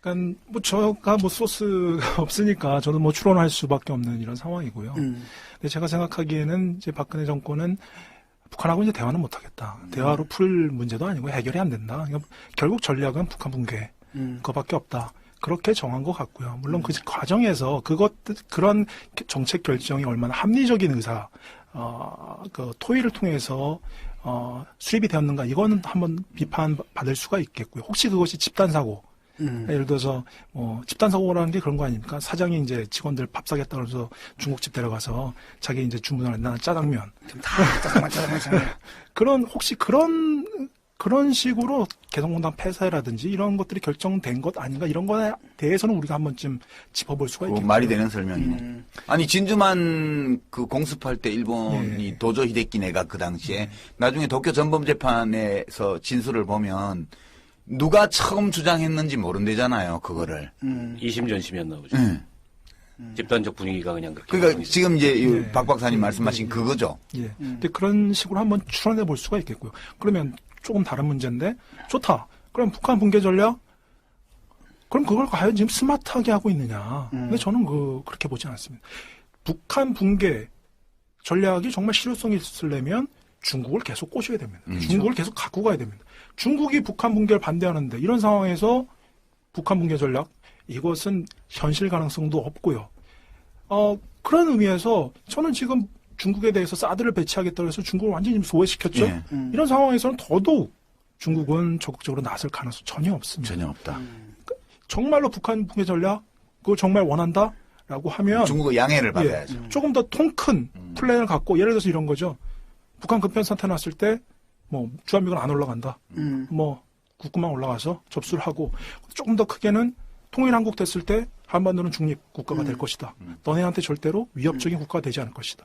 이런 것을 물론 어렵겠지만 좀 이런 커다란 플랜을 갖고 중국하고 의사소통을 하려고 하는 그런 거 비치기만 하면 저쪽 자체 우파 자체에서 난리가 날걸요. 그러니까요. 미국을 배신하는 그러니까 사실은 것부터 이제 시작해가지고. 우리가 이렇게 유연한 외교 특히 외교 안보 문제에서 유연한 어떤 전략적 유연성이라든지 이런 것 없이 굉장히 경직되게 하다 보니까 그 결과는 다 우리가 덤터기 쓰는 걸로 돌아오거든요. 근데 그게 이제 문제가 그런 거예요. 뭐 좀 안을 꺼내서 그 라인에서 좀 벗어난다 싶으면 바로 이제 공격이 들어온단 말이죠. 빨갱이니 뭐. 저는 뭐 다분히 총선 영인의 개연성이 굉장히 높다 이렇게 생각하고 총선 끝나면 대화 재개하는 거예요? 어떤 식으로든지 저는 뭐 노력을 하지 않을까 싶고요. 또 한 가지는 이건 이제 우리 유시민 대표님이 얘기하신 내재적 접근법으로 보면 이 박근혜 대통령의 이 통치를 하는 그 정서적 코드는 배신인 것 같아요. 맞아요. 이 문제를 맞아. 나도 그거 얘기했어. 시진핑이 본인이 배신한가? 신뢰 회복 조치도 얘기했고 드레스덴 선언도 했고 통일하자고도 했는데 일본에다 나오지. 돌아온 건 핵실험이다. 이건 배신이다. 그리고 북한이 핵실험했는데 시진핑이랑 통화를 하려는데 통화가 안 돼. 전화도 먼저 배신이야. 안 주고 이것도 배신이다. 그러니까 상당히 어떻게 보면은 이게 이 통치자의 입장에서는 굉장히 정서적이고 해서는 안 될 사고를 하는 건데 저는 그렇게밖에는 이해가 안 돼요. 그러니까. 그건 말이 된다 근데 어느 정도 그럴 수 있겠다는 생각이 아니 그분이 들어요. 자기 저 아버지 그렇게 되고 나서 그 뒤에 배신감 속에서 수십 년을 살았던 거 아니에요? 이게 그러니까 약간 정신분석학적 내지는 심리학적 문제거든요. 그래서 정치 이론이나 국가 이론이 아니고 심리학 이론의 도움을 받아야 해석이 가능해요. 정신분석하게 이게 돼야 돼요. 이게 그 트라우마 분석으로 가야 될 문제인 거. 그러니까 보니까 아까도 말씀드렸듯이 좀 전에 굉장히 점잖게 말씀하신 게 그거거든요. 집단적 사고고 면밀한 토론 없이. 그러니까 한번 짜장면 이론. 즉흥적으로 했단 얘기잖아요. 아니 지금 진박 논쟁도 그런 거 아니에요. 이 진박 아닌 사람들 찍어내기도 코드는 배신이에요. 그쵸. 내가 총선 때 그렇게 도와줘서 다 당선시켰는데 내 힘으로 대놓고 나서 뒤에서 내 뒤통수 친다 이거 아닙니까? 그 말은 맞는 말이지 근데. 야. 어떤 인간이 살면서 은혜를 입었으면 은혜로 갚아야지. 대통령 덕에 당선시켜놓고 뒷다리 잡고 이러면 안 되지. 근데 확실히 그 뭐랄까 이게 제일 원리인 것 같아요. 물리학의 제일 법칙이듯이 이게 제일 원리가 그건 것 같아. 그러니까 뭐 국내의 정치든 아니면 외교든 안보든 간에 모든 게. 아니, 그러니까 웃기는 게 뭐냐면은 아니 그 자기가 김정일 만났잖아요. 그 만나서 그냥 야당 의원 시절에. 그냥 만나서 그 얘기하고 온 거예요. 서로 좋은 얘기 했겠지. 근데 그거 갔다 돌아와가지고 뭐 김정일 위원장은 믿을 수 있는 사람이고 신뢰할 수 있는 사람이고 또 잔뜩 칭찬을 써놨어요. 그러다 갑자기 확 삐져. 아, 그쪽이 배신이야. 배신했기 때문에 그래서. 이렇게 되는 거죠. 배신. 그 다음에 사실 중국에 가가지고 별로 해준 것도 없잖아. 뭐 전승절 좀 하고 이렇게 입술 서비스 몇 번 해준 거잖아요. 거기서 뭘 기대해.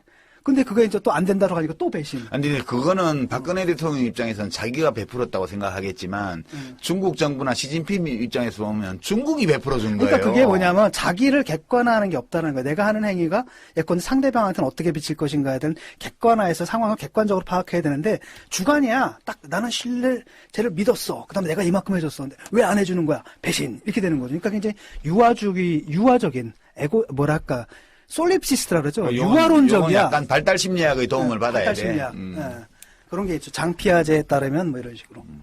이렇게 조선일보의 그 기사 시진핑의 배신감 느꼈다 이 기사를 보고서 이분이 자기를 지구 최강의 통치자로 생각하는 거 아닌가 혹시 이번 총선에서 새누리당이 못 이기면 우주에 대해서 배신감을 느낄 거예요.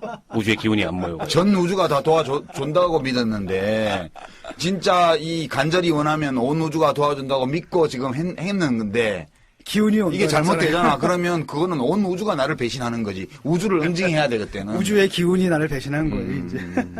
말 된다. 자, 근데 지금 상황이 이렇게 벌어졌단 말이죠. 근데 우리 입장에서 어차피 근데 이런 상황이 제가 오래 갈 수는 없을 것 같거든요. 왜냐하면 남북 관계가 단절됐잖아. 단절됐는데 그럼 뭐 이게 시작이라고 했지만 딱 시작이 딱 땡이잖아요. 또 더 이상 할 수 있는 게 없는 거잖아. 한 가지 하긴 더 했더라고.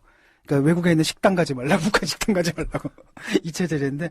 그러니까 사실은 이런 상황에서 우리가 아무것도 할 수 없는 상황이기 때문에 뭔가 여기에 변화가 조만간 있을 것 같긴 한데, 이런 상황에서 그러니까 세계 평화를 지키고, 그러면서 우리의 국익을 극대화할 수 있는, 그리고 남북이 같이 윈윈 할 수 있는 이런 길은 뭘까에 대해서 좀 얘기를 해 주시죠.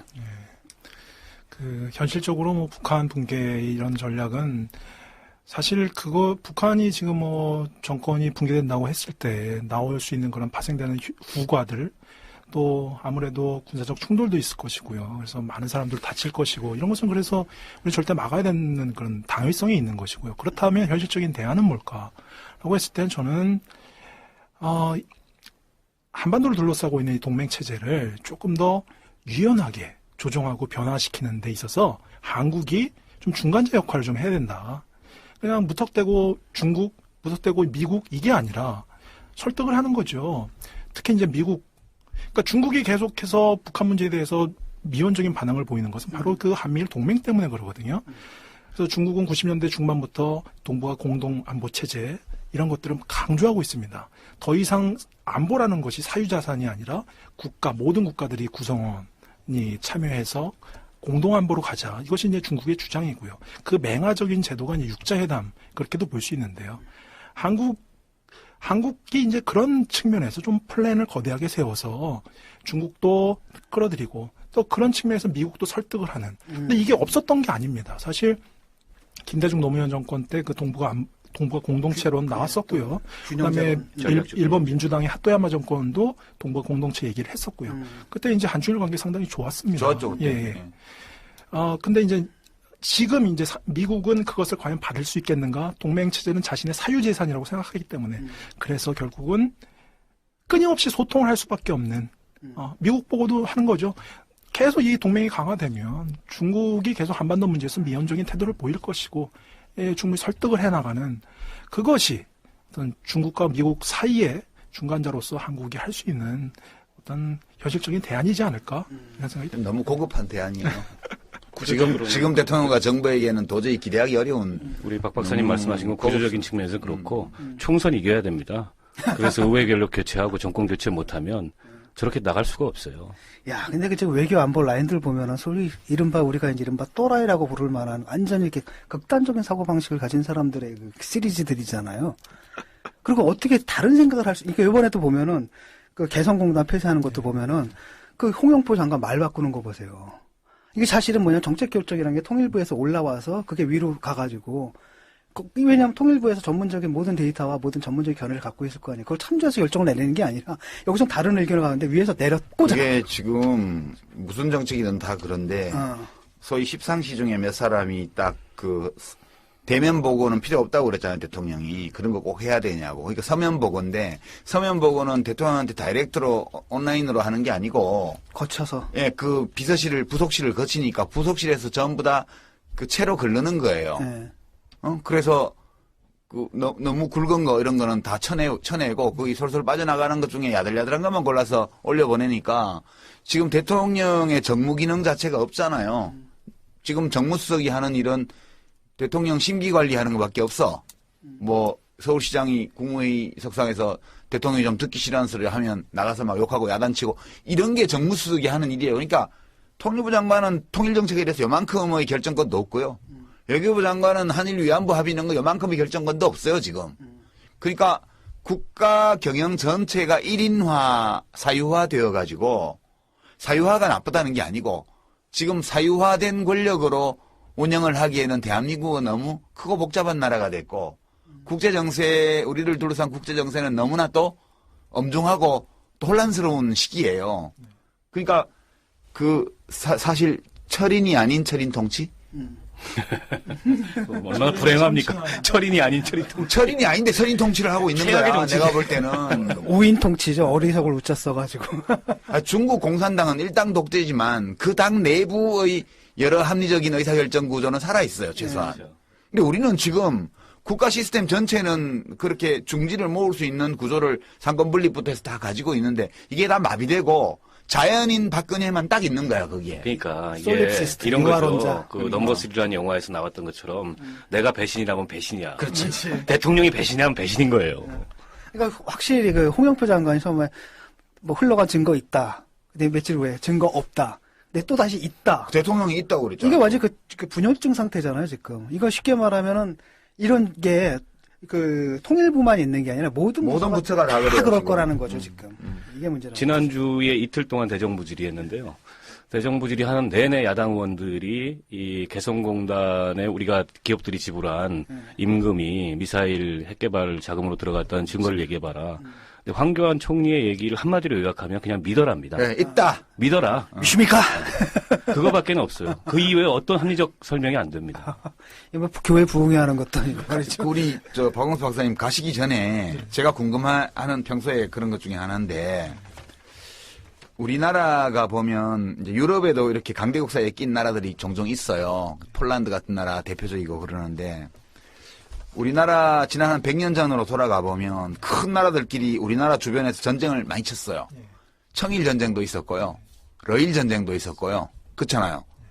그리고 일본이 그 두 전쟁을 다 이겨가지고 결국은 조선을 식민지로 만들고 그렇게 했는데 지금 우리나라를 둘러싼 정세의 변화나 이런 것들을 보면 여기 지정학적으로 한반도 주변은 열강 사이의 이해관계 충돌이라든가 이런 것이 벌어질 수밖에 없는 지정학적인 조건에 있다는 생각이 계속 들고 이것은 구조적으로 주어진 거기 때문에 정권이 보수든 진보든 간에 이런 구조적인 요인을 인식을 하고 어떤 기준선을 쭉 지켜나가지 않으면 국가적으로 굉장히 어려운 조건에 처할 수도 있겠다 이런 불길한 예감이 많이 드는데 그래서 어떤 분들은 지금 100년 전하고 비교해서 한반도 주변 정세를 얘기하기도 하는데 실제로 그렇게 비교할 만한 정도의 엄중한 상황?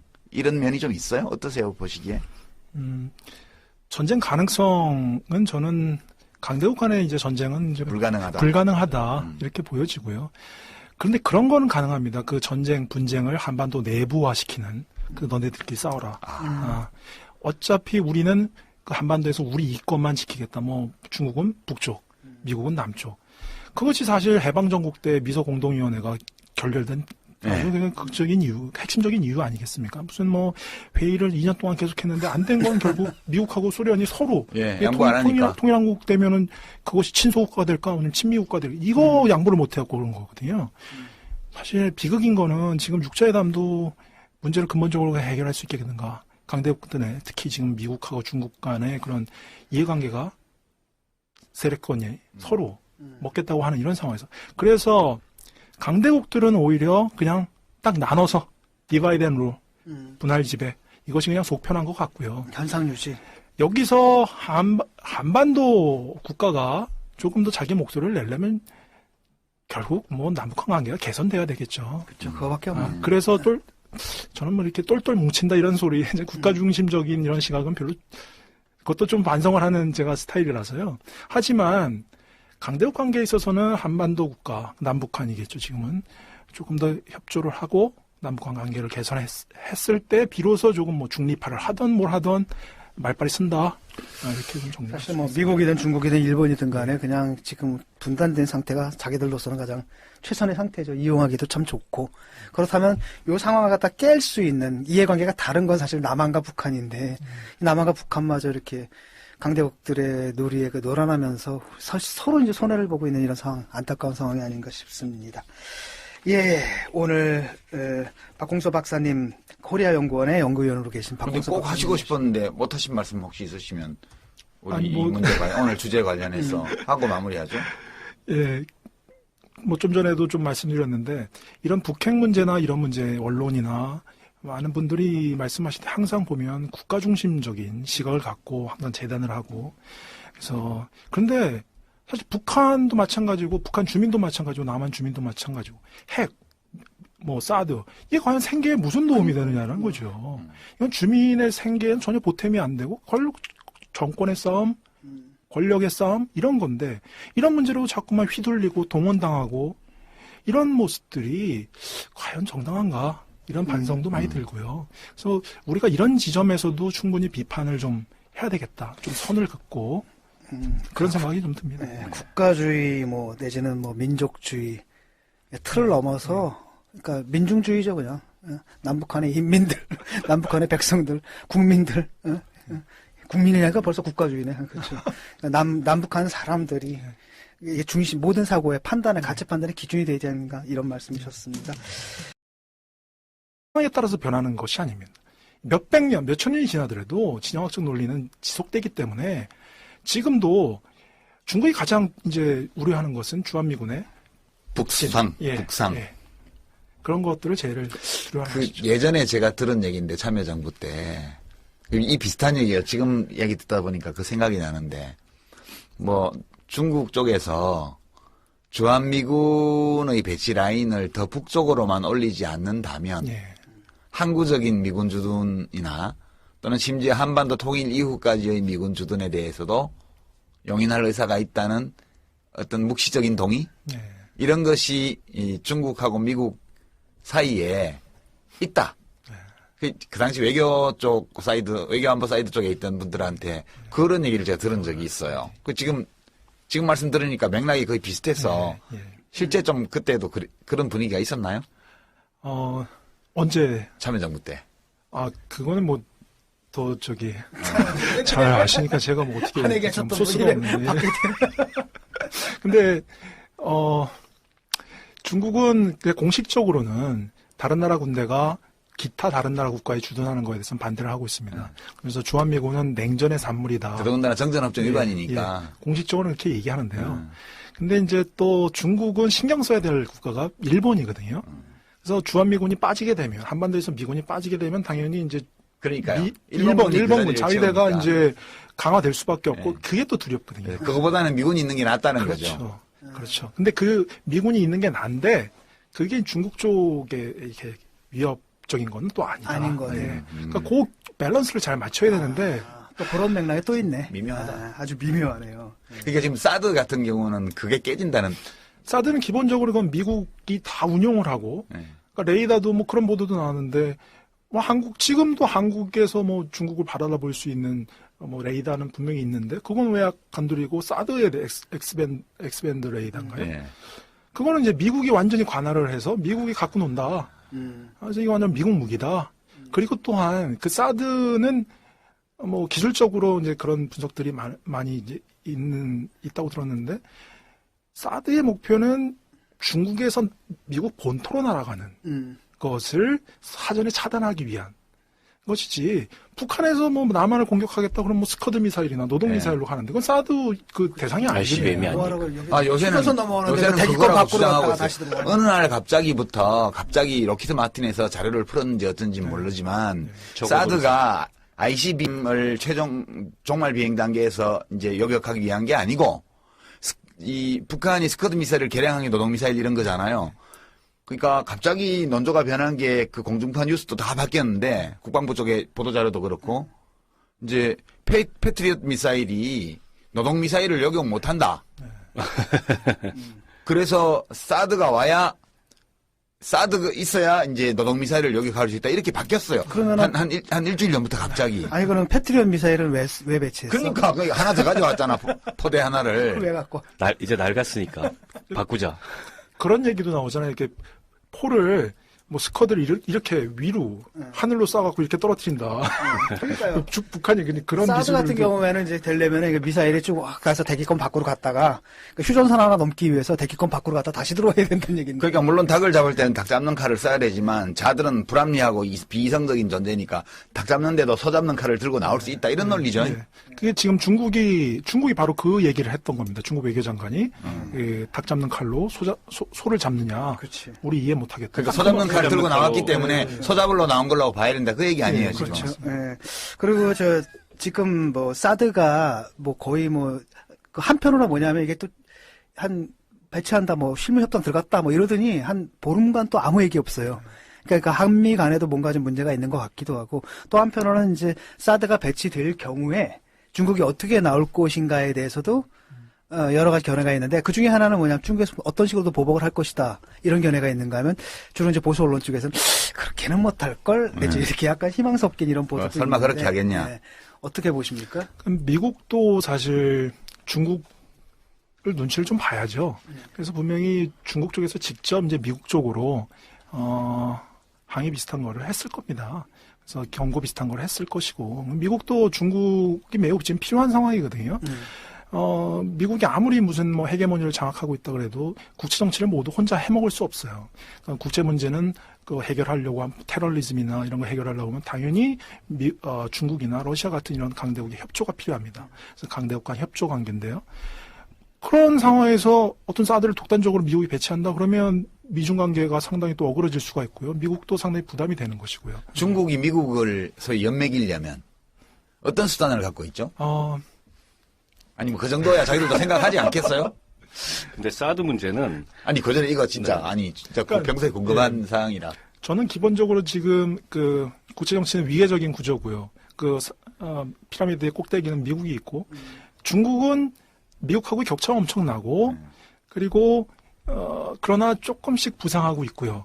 그래서 지금 중국이 쓸 카드는 별로 없고 중국은 지금 방어적인 상태고요. 그래요? 오히려 미국이 자기의 패권을 계속 지켜야 되니까 중국이 뜨니까 그러니까 이런 식의 저는 표현을 좀 자주 하는데 우리 뭐 조폭 영화에서 보면 그거죠. 북한 입장은. 근데 미국이 이걸 못 받은 거 아니겠어요 지금? 예, 그렇게 보면 되는 건가요?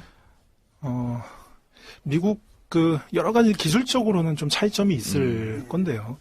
근데 미국 쪽에서는 결국 핵을 먼저 포기해라. 이것이 이제 방점이 거기 찍혀 있는 것 같고요. 북한은 아니 우리 이거 먼저 이거 포기할 수 없고 뭐 같이 가자. 아니면 이제는 뭐 헌법에 이제 핵 보유국 이것까지도 명시를 했고요. 아니면 이제 군축으로 가자, 핵 군축으로 가자 이렇게까지 나오니까요. 결국 핵 포기를 할 수 있느냐 없느냐가 결국 문제. 그렇죠. 양팔을 까고 까면. 그러니까 결국은 하면 북한이 어떤 조건에서 기존 이제 개발한 핵무기까지 포기할 수 있다는 입장을 표명하냐. 네. 그 문제를 가지고 지금 논의를 한 것 같아요, 그죠? 근데 그 조건이 잘 안 맞은 것 같아요. 그러니까 북한 같은 경우는 이제 그 보니까 뭐 그런 거 아니겠습니까? 일단 평화협정을 맺자. 그래서 미국 니들이 약속 지킨 걸 좀 봐가지고 내가 봐서 그 뭐 핵무기 뭐 하나 둘씩 뭐 없애는.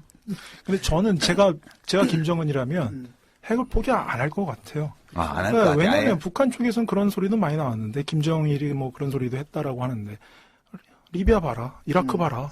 얘네 핵이 없기 때문에 저렇게 무슨 다 미국하고 특히 리비아 카다피 같은 경우는 다 뭐 미국하고 잘 지내자 이래놓고선 뭐 내부적으로 이제 끝났지 않습니까? 이런 우리가 핵을 꼭 가져야 된다 이런 것이죠.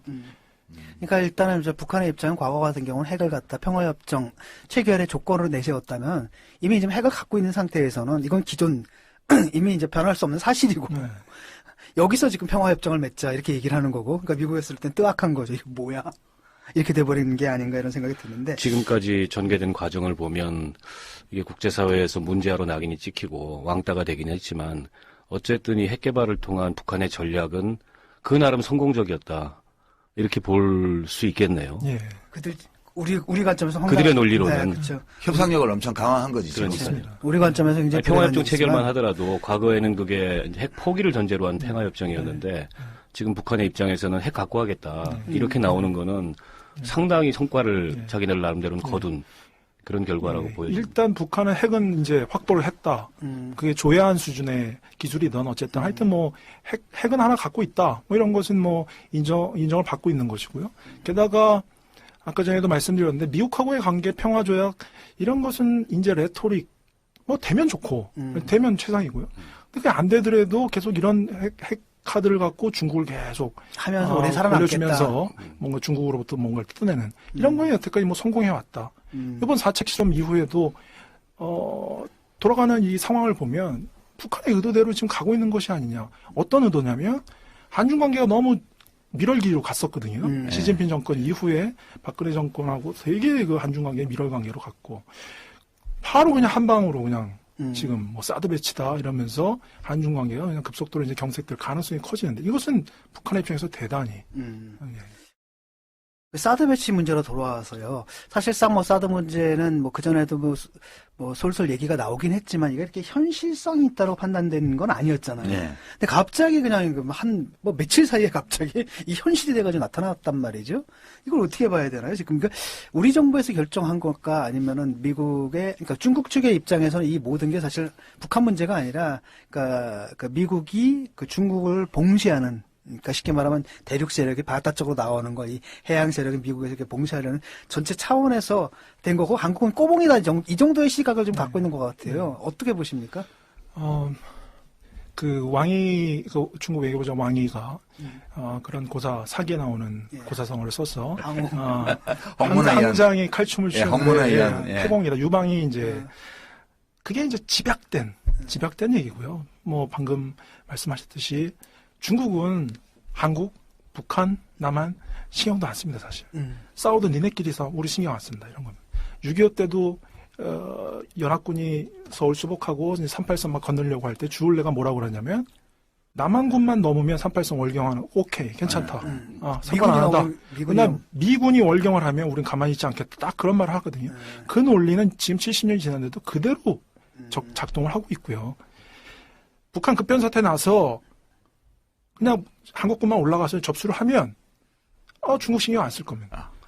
그러나 문제가 되는 것은 이제 주한미군이 올라가서 접수를 하고 압록강까지 올라간다는 거죠. 그건 중국한테는 최악의 시나리오입니다. 그러면 옛날에 임진왜란 때도 일본군이 저 한강까지만 오고 대동강, 압록강까지 안 왔으면 파병 안 했을 수도 있나요? 사실 제가 외람되지만 학예 논문을 이제 중국의 군사 개입, 임진왜란 한국 전쟁을 비교해서 막 썼는데요. 그때는 항외 원조 전쟁이었고, 6.25 때는 항미 원조 전쟁이고 그런데 매우 논리가 비슷합니다.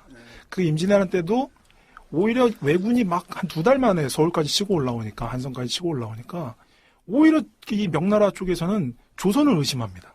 이게 짜고 친다. 향도가 돼서 어떻게 저렇게 빨리 올라올 수 있냐. 그래서 저희 특사까지도 보내요. 그래서 상황을 조선의 전황이 어떠냐 이렇게 대의는 그랬지만 그게 조선 왕이 진짜 왕이냐. 근데 이제 거기서 이제 조선 선조가 가서 뭐 울면서 이거 진짜다. 우리를 믿어 주십시오 막 이러거든요. 그런 다음에 이제 왜군이 평양까지 가니까 그때서야 바빠지면서 일단 먼저 소규모 부대를 보냈다가 거기서 대패를 하고 이제 대규모 부대가 나오는 거죠. 그래서 결국 이것은 지정학적인 논리입니다. 지정학적인 논리는 그거는 팩트는 확인된 것 같은데. 그래요? 그래요? 미국에서 인정을 했고 다만 그 내용면에서 보도하고 차이가 있다. 그럼 우리만 바보 아니에요, 이거? 근데 간간히 이제 그런 보도가 있었습니다. 북한 쪽에서 예전에도 이제 그런 보도가 한번 나왔죠. 북한 외교관이 미국하고 이제 회담을 하면서 우리가 너네 선봉대 쓸게. 너네 중국 견제하는데 우리가 선봉대 쓸게. 이런 보도도 있었고요. 북한이 그 사이에서 되게 영리하게 행동을 하는 거죠. 근데 이제 미국이 그걸 받으면 되는데, 받으면 좋은데. 워낙 불신이 강하죠. 아니면, 안 그래도, 안 받더라도 북한이 계속 악역을 해주고 있고요. 아주 무기 팔아먹고 아니죠. 자기들한테 볼 때 상황 그렇습니다. 자체가. 그렇습니다. 그렇구나. 지금 안보리 결의가 이제 곧 뭐 있을 것 같은데요. 지금 논의하는 걸 보게 되면 중국에서는 딴 얘기를 하고 있어요. 이쪽에서 강한 제재와 더불어서 중국에서는 이제 평화협정 체결을 하기 위한 프로세스를 또 동시에 병행해야 된다.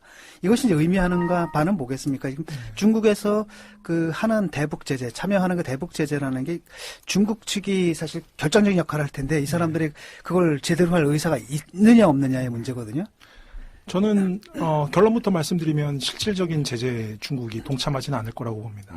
분명히 이번 4차 핵실험 그다음에 이 장거리 로켓 발사 이후에 중국은 계속해서 이제 외교부 쪽에서도 그렇게 나오고 관영 언론 쪽에서도 나오는 게 북한은 대가를 치러야 된다. 그리고 중국은 유엔 안보리 제재에 대해서 찬성을 하고 동의를 한다. 추가적인 제재에 대해서. 그러나 그것은 레토릭이고요. 실제적으로 어떤 북한의 생명줄 이것을 건드릴 이런 거에 대해서는 중국이 거부할 것이다. 분명히 또 왕이 외교부장이 뭐라고 하냐면 계속해서 지금 얘기하는 게 뭐냐면 제재는 목적이 아니다. 네, 제재는 목적이 아니다. 대화를 하기 위해서 제재하는 거라는 거죠. 쉽게 말하면 제재를 한다라는 것도 그러니까 다시 이제 육자 회담이라든지 협상 테이블로 끌어내기 위한 수단이지 그 자체가 목적이 아니다 이거죠. 분명히 또 세 가지 원칙을 지금 계속 얘기해주고 있거든요. 예. 한반도에서 전쟁이 일어나서도 안 되고 난이 일어나서도 안 되고 무력으로 해결돼서도 안 되고 그다음에 중국의 안보 이익을 침해해서도 안 된다. 첫 번째로 드는 전쟁이 일어나서도 안 되고 난이 일어나서 안 된다는 것은 그것은 북한 붕괴를 우리는 절대로 반대한다. 이걸 애둘러 얘기하는 거거든요. 그러니까 현상 유지를 해야 된다는 현상 유지해야 거죠. 된다는 중국 얘기죠. 입장에서는. 예. 그런 상태에서 실질적인 제재, 이거에 동참할 가능성은 극히 희박하다. 이렇게 보여집니다. 예, 지금 근데 신문들의 논조가 참 무서워요. 뭐 평양까지 진군하겠다.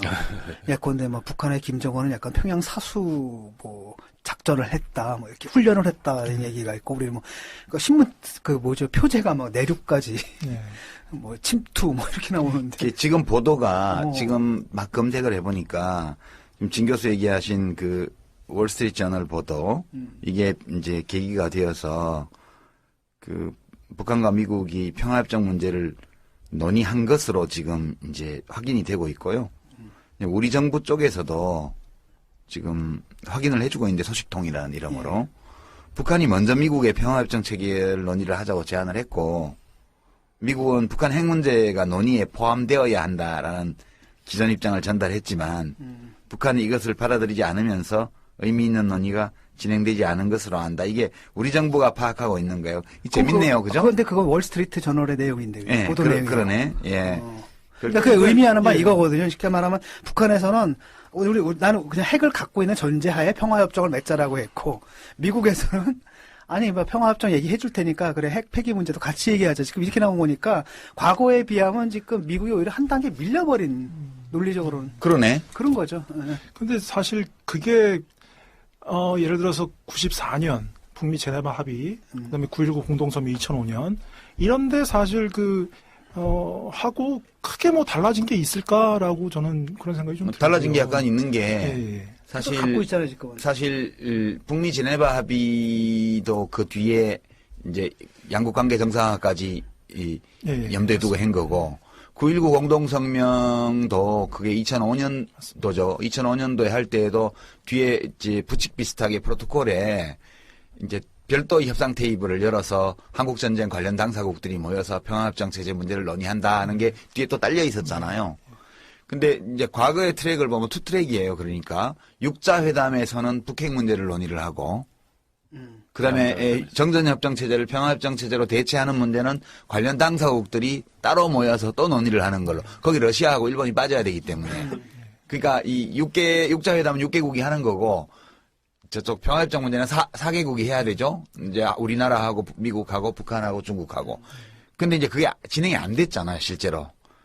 그리고 이제 제2차 남북 정상회담 때 대화록을 보면 거기 김양건이 뭐라고 얘기를 했냐면 기존의 핵시설, 핵계획, 핵물질 이거는 전부 다 사찰 허용하고 이제 불능화 전부 다 받아들일 수 있다. 그때가 이제 13합인가 나왔을 때예요.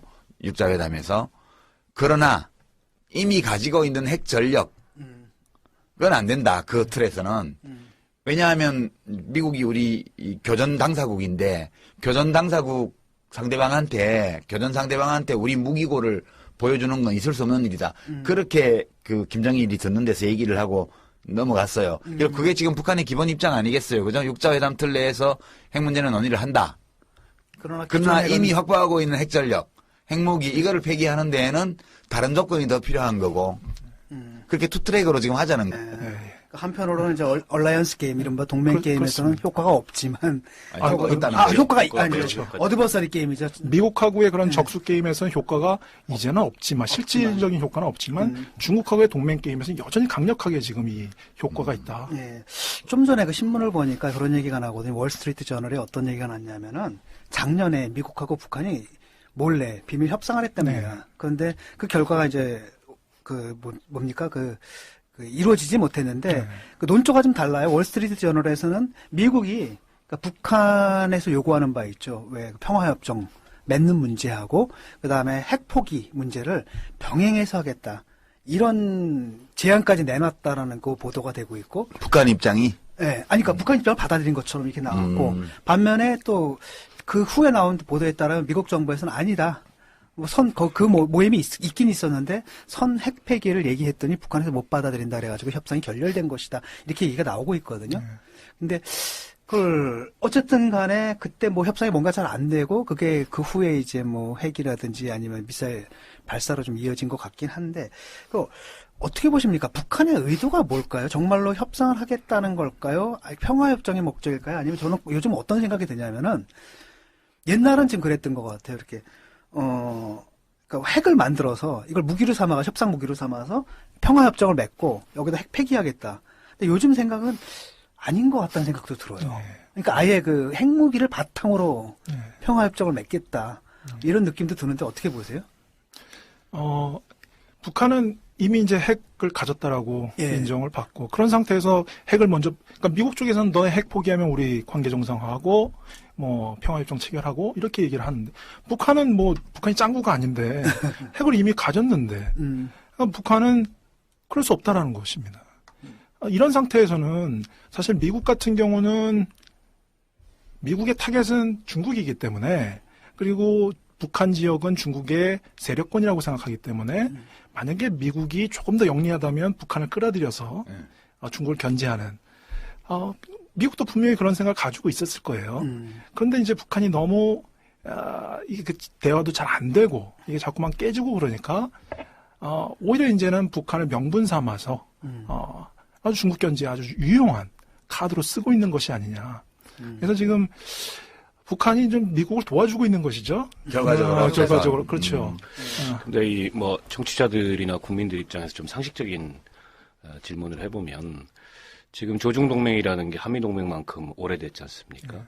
근데 우리 한미동맹에서 미국과 한국과의 관계를 보면 사실상 미국의 어떤 그 승인 없이 용인 없이 우리 정부가 특히 이런 그 동북아에서 이런 전략적인 문제에 대해서 자기결정권이 거의 없잖아요. 근데 이 조중 관계에서 그 북한은 중국의 눈치를 안 보는 것 같다, 어떤 경우에는 이런 느낌도 들거든요. 그래서 지금 이제 국제 공조가 굉장히 중요하다. 북한에 대해서 실효적 제재를 하려면. 그리고 그 키는 중국이 쥐고 있다, 이렇게 얘기를 하는데, 근데 지금까지 그 북한이 거듭된 이 핵실험 과정에서 중국이 강하게 경고도 하고 뭐 어르고 달래고 다 해봤는데도 계속 간다는 거죠. 근데 이 한미동맹과는 다르게 이 조중동맹에서 북한과 중국과의 관계는 어떤 좀 그 차이나 이런 게 있는지, 과연 중국을 통해서 그런 실효적 제재나 저런 북한의 도발을 억제하는 게 가능할지, 이런 궁금증이 좀 생깁니다. 북한 같은 경우 분명히 그 중국하고는 완전 비대칭적인 동맹 관계입니다. 중국은 뭐 동맹인데 동맹 강대국이고요. 북한은 동맹 약소국인데 그럼에도 불구하고 어떻게 북한이 계속해서 중국에 대해서 큰 소리 치고 말도 안 듣고 왜 그러냐? 그것은 결국 그 동맹이론에도 이런 얘기가 있는데 약소국이라도 그 동맹 강대국이 느끼는 전략적 가치가 매우 큰 국가들이 있습니다. 몸값이 지정학적 가치, 있다. 지정학적 가치 특히 몸값이 중국한테는 한반도, 특히 한반도 북부 지역은 매우 지정학적으로 중요한 곳입니다. 중국이 뭐 대만 문제에 대해서 우린 타협 안 한다. 대만 매우 중요하다라고 하는데 사실 전략적 가치, 지정학적 가치는 북한 지역이 더 커요. 그렇죠. 뭐 대만이야 저기 떨어져 있는 북경에서 바로 뭐 코앞이고요. 그렇기 때문에 북한이 소위 이것이 이제 약자의 힘이라는 용어가 있는데요. 북한이 중국에 대해서 비록 그 국력 격차는 크게 날지 모르지만 실질적으로는 북한이 중국에 대해서 약자의 힘을 지금 계속 발휘해 오고 있다. 중국은 어쩔 수 없는 것이죠. 그러니까 아까 전에도 말씀드렸는데 이것이 이제 중국이 진퇴양난이고 딜레마고 북한을 버릴 수 없는데 미국 때문에 버릴 수 없다라는 거죠. 그런데 이제 북한은 계속 그것을 역이용해서 계속 중국을 난처하게 만들고 그러면서 중국한테 뭔가를 계속 뜯어내는 90년대 초반부터 어떤 북한의 벼랑끝 외교 이 사이클을 보면 항상 그래왔습니다. 그러니까 북한이 그 중국한테 뭔가 섭섭한 걸 느끼고 북한이 한번 크게 한번 사고를 칩니다. 그럼 그 설거지는 다 누가 했느냐? 중국이 했느냐. 네. 그런데 좀 전에 진 교수가 그 월스트리트저널 인용하면서 질문할 때 뭐 북한하고 미국하고 이렇게 뭐 물밑 대화를 좀 했는데 서로 잘 안 맞아서 깨졌다 이런 얘기를 했는데 그게 우리 남북한 사이에는 지금 뭐 실질적인 대화가 이루어지는지 안 이루어지는지 잘 모르겠지만 지금 봐서는 안 이루어지는 것 같다는 느낌인데. 근데 그 자체가 좀 스캔들이거든요. 왜냐하면 북한하고 미국이 계속 물밑으로 했다는 얘기예요. 우리 모르게 지금 했다는 얘기잖아요. 네. 한 거예요? 그러면? 아니 그거는 제가 뭐 이렇게 할 수가 아니 뭐 저희와 함께 이야기 나눠주실 분으로는요 코리아 연구원 연구위원으로 계신 박홍서 박사님입니다. 안녕하세요. 네, 안녕하세요. 박홍서입니다. 예. 네, 먼저 박홍서 박사님 아마도 이제 지면을 통해 가지고 그 이름 간간히 접하셨을 텐데 프레시언과 같은 그 매체를 통해 가지고요. 우리 청취자 여러분들 중에서 모르는 분들도 계시니까 자기 소개를 좀 간략해 주시죠. 예, 반갑습니다. 박홍서입니다. 지금 코리아연구원 연구원으로 있고요. 중국 대외 관계, 미중 관계, 한반도 문제 이런 쪽으로 연구를 하고 있습니다. 그리고 이곳저곳 대학에서 강의를 하면서 이 생계를 이어가고 있는 비정규직 노동자고요. 아주 자랑하는데 네. 주변에서 뭐 이렇게 불행히도 연민의 눈빛으로. 예, 그렇습니다. 예. 근데 이 코리아 연구원은 어떤 연구 단체예요?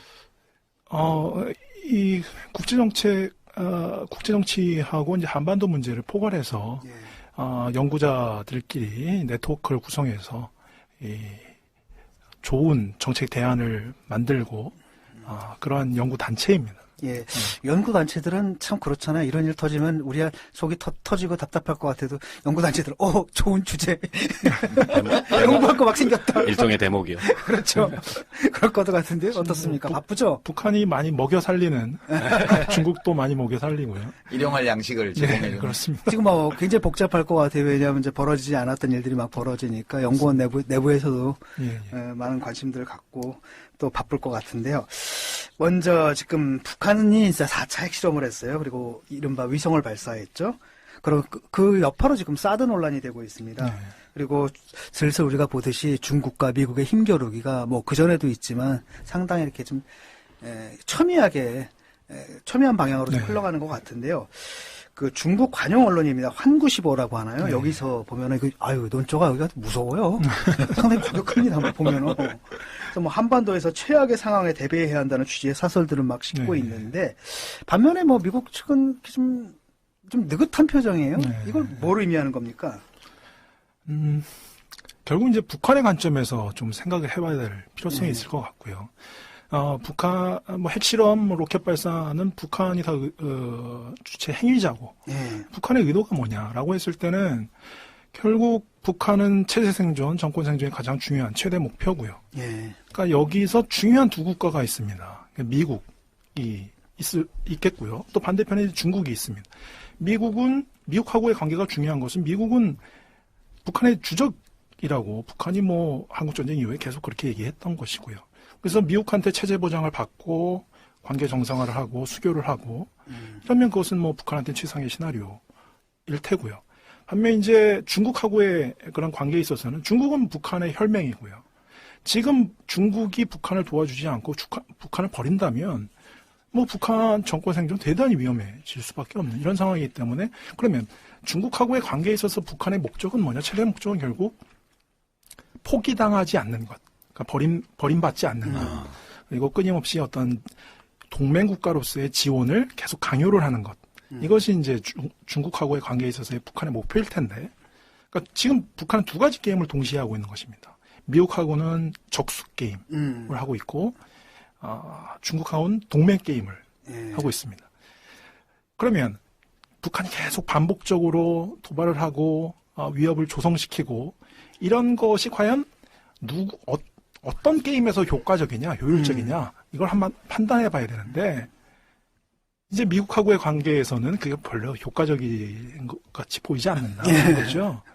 예전에는 사실 북한이 한번 이렇게 이렇게 한번 치면 도발을 하면 미국이 오케이 우리 한번 협상해 보자 라고 했는데. 네, 그렇죠. 그게 한 2007년까지 그래서 2.13 합의도 되고 14 합의도 되고 이랬는데 오바마 정권 들어와서는 필요 없다. 너네 이제 상대도 안 한다. 이른바 전략적 그렇죠. 인내라 그러죠. 그렇습니다. 네. 전략적 인내죠. 의도적 무시고요. 그리고 북한이 오히려 그런 그 위협적인 행동을 하면 미국은 오히려 더 강경한 대북 강경책을 피고 있고요. 이번에 4차 핵실험도 이제 북한 쪽에서는 이건 미국의 적대시 정책 때문에 우리가 했다라고 정당화를 하는데 그럼 미국은 그거에 대해서 아는 체를 안 해. 그냥 무시를 해버리고 오히려 더 강경하게 B2 띄우고 B52 띄우고 이런 것이죠. 그럼 북한이 이걸 모르겠느냐라는 겁니다. 북한은 다 알고 있다라고 보고요.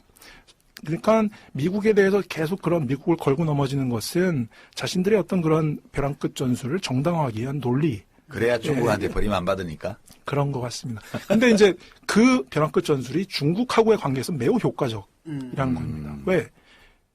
중국은 북한이 저럴 때마다 엄청나게 난처해져요. 그렇죠. 제일 난처한 국가가 중국입니다. 그렇죠. 왜냐하면 중국은 북한을 버릴 수도 없고, 왜냐하면 이 북한의 지정학적 가치가 너무 크기 때문에요. 반대로 북한을 지지할 수도 없습니다. 왜냐하면 국제사회에서 나름대로 그렇습니다. G2로서의 저기 책임감을 가져야 되니까. 버리게 되면 결국은 적대적인 관계에 있는 국가들하고 국경을 바로 맞대야 되니까. 예, 순방치안이죠. 순망치 아니죠. 근데 북한을 뭐 전적으로 지지한다, 북한의 도발을 지지한다 그러면 이것은 궁극적으로 미국하고 전쟁을 불사하겠다 이런 것도 되거든요. 그러니까 중국은 되게 그 진퇴양난 딜레마에 빠질 수밖에 없고 바로 이제 북한은 이런 걸 역이용하는 것이죠.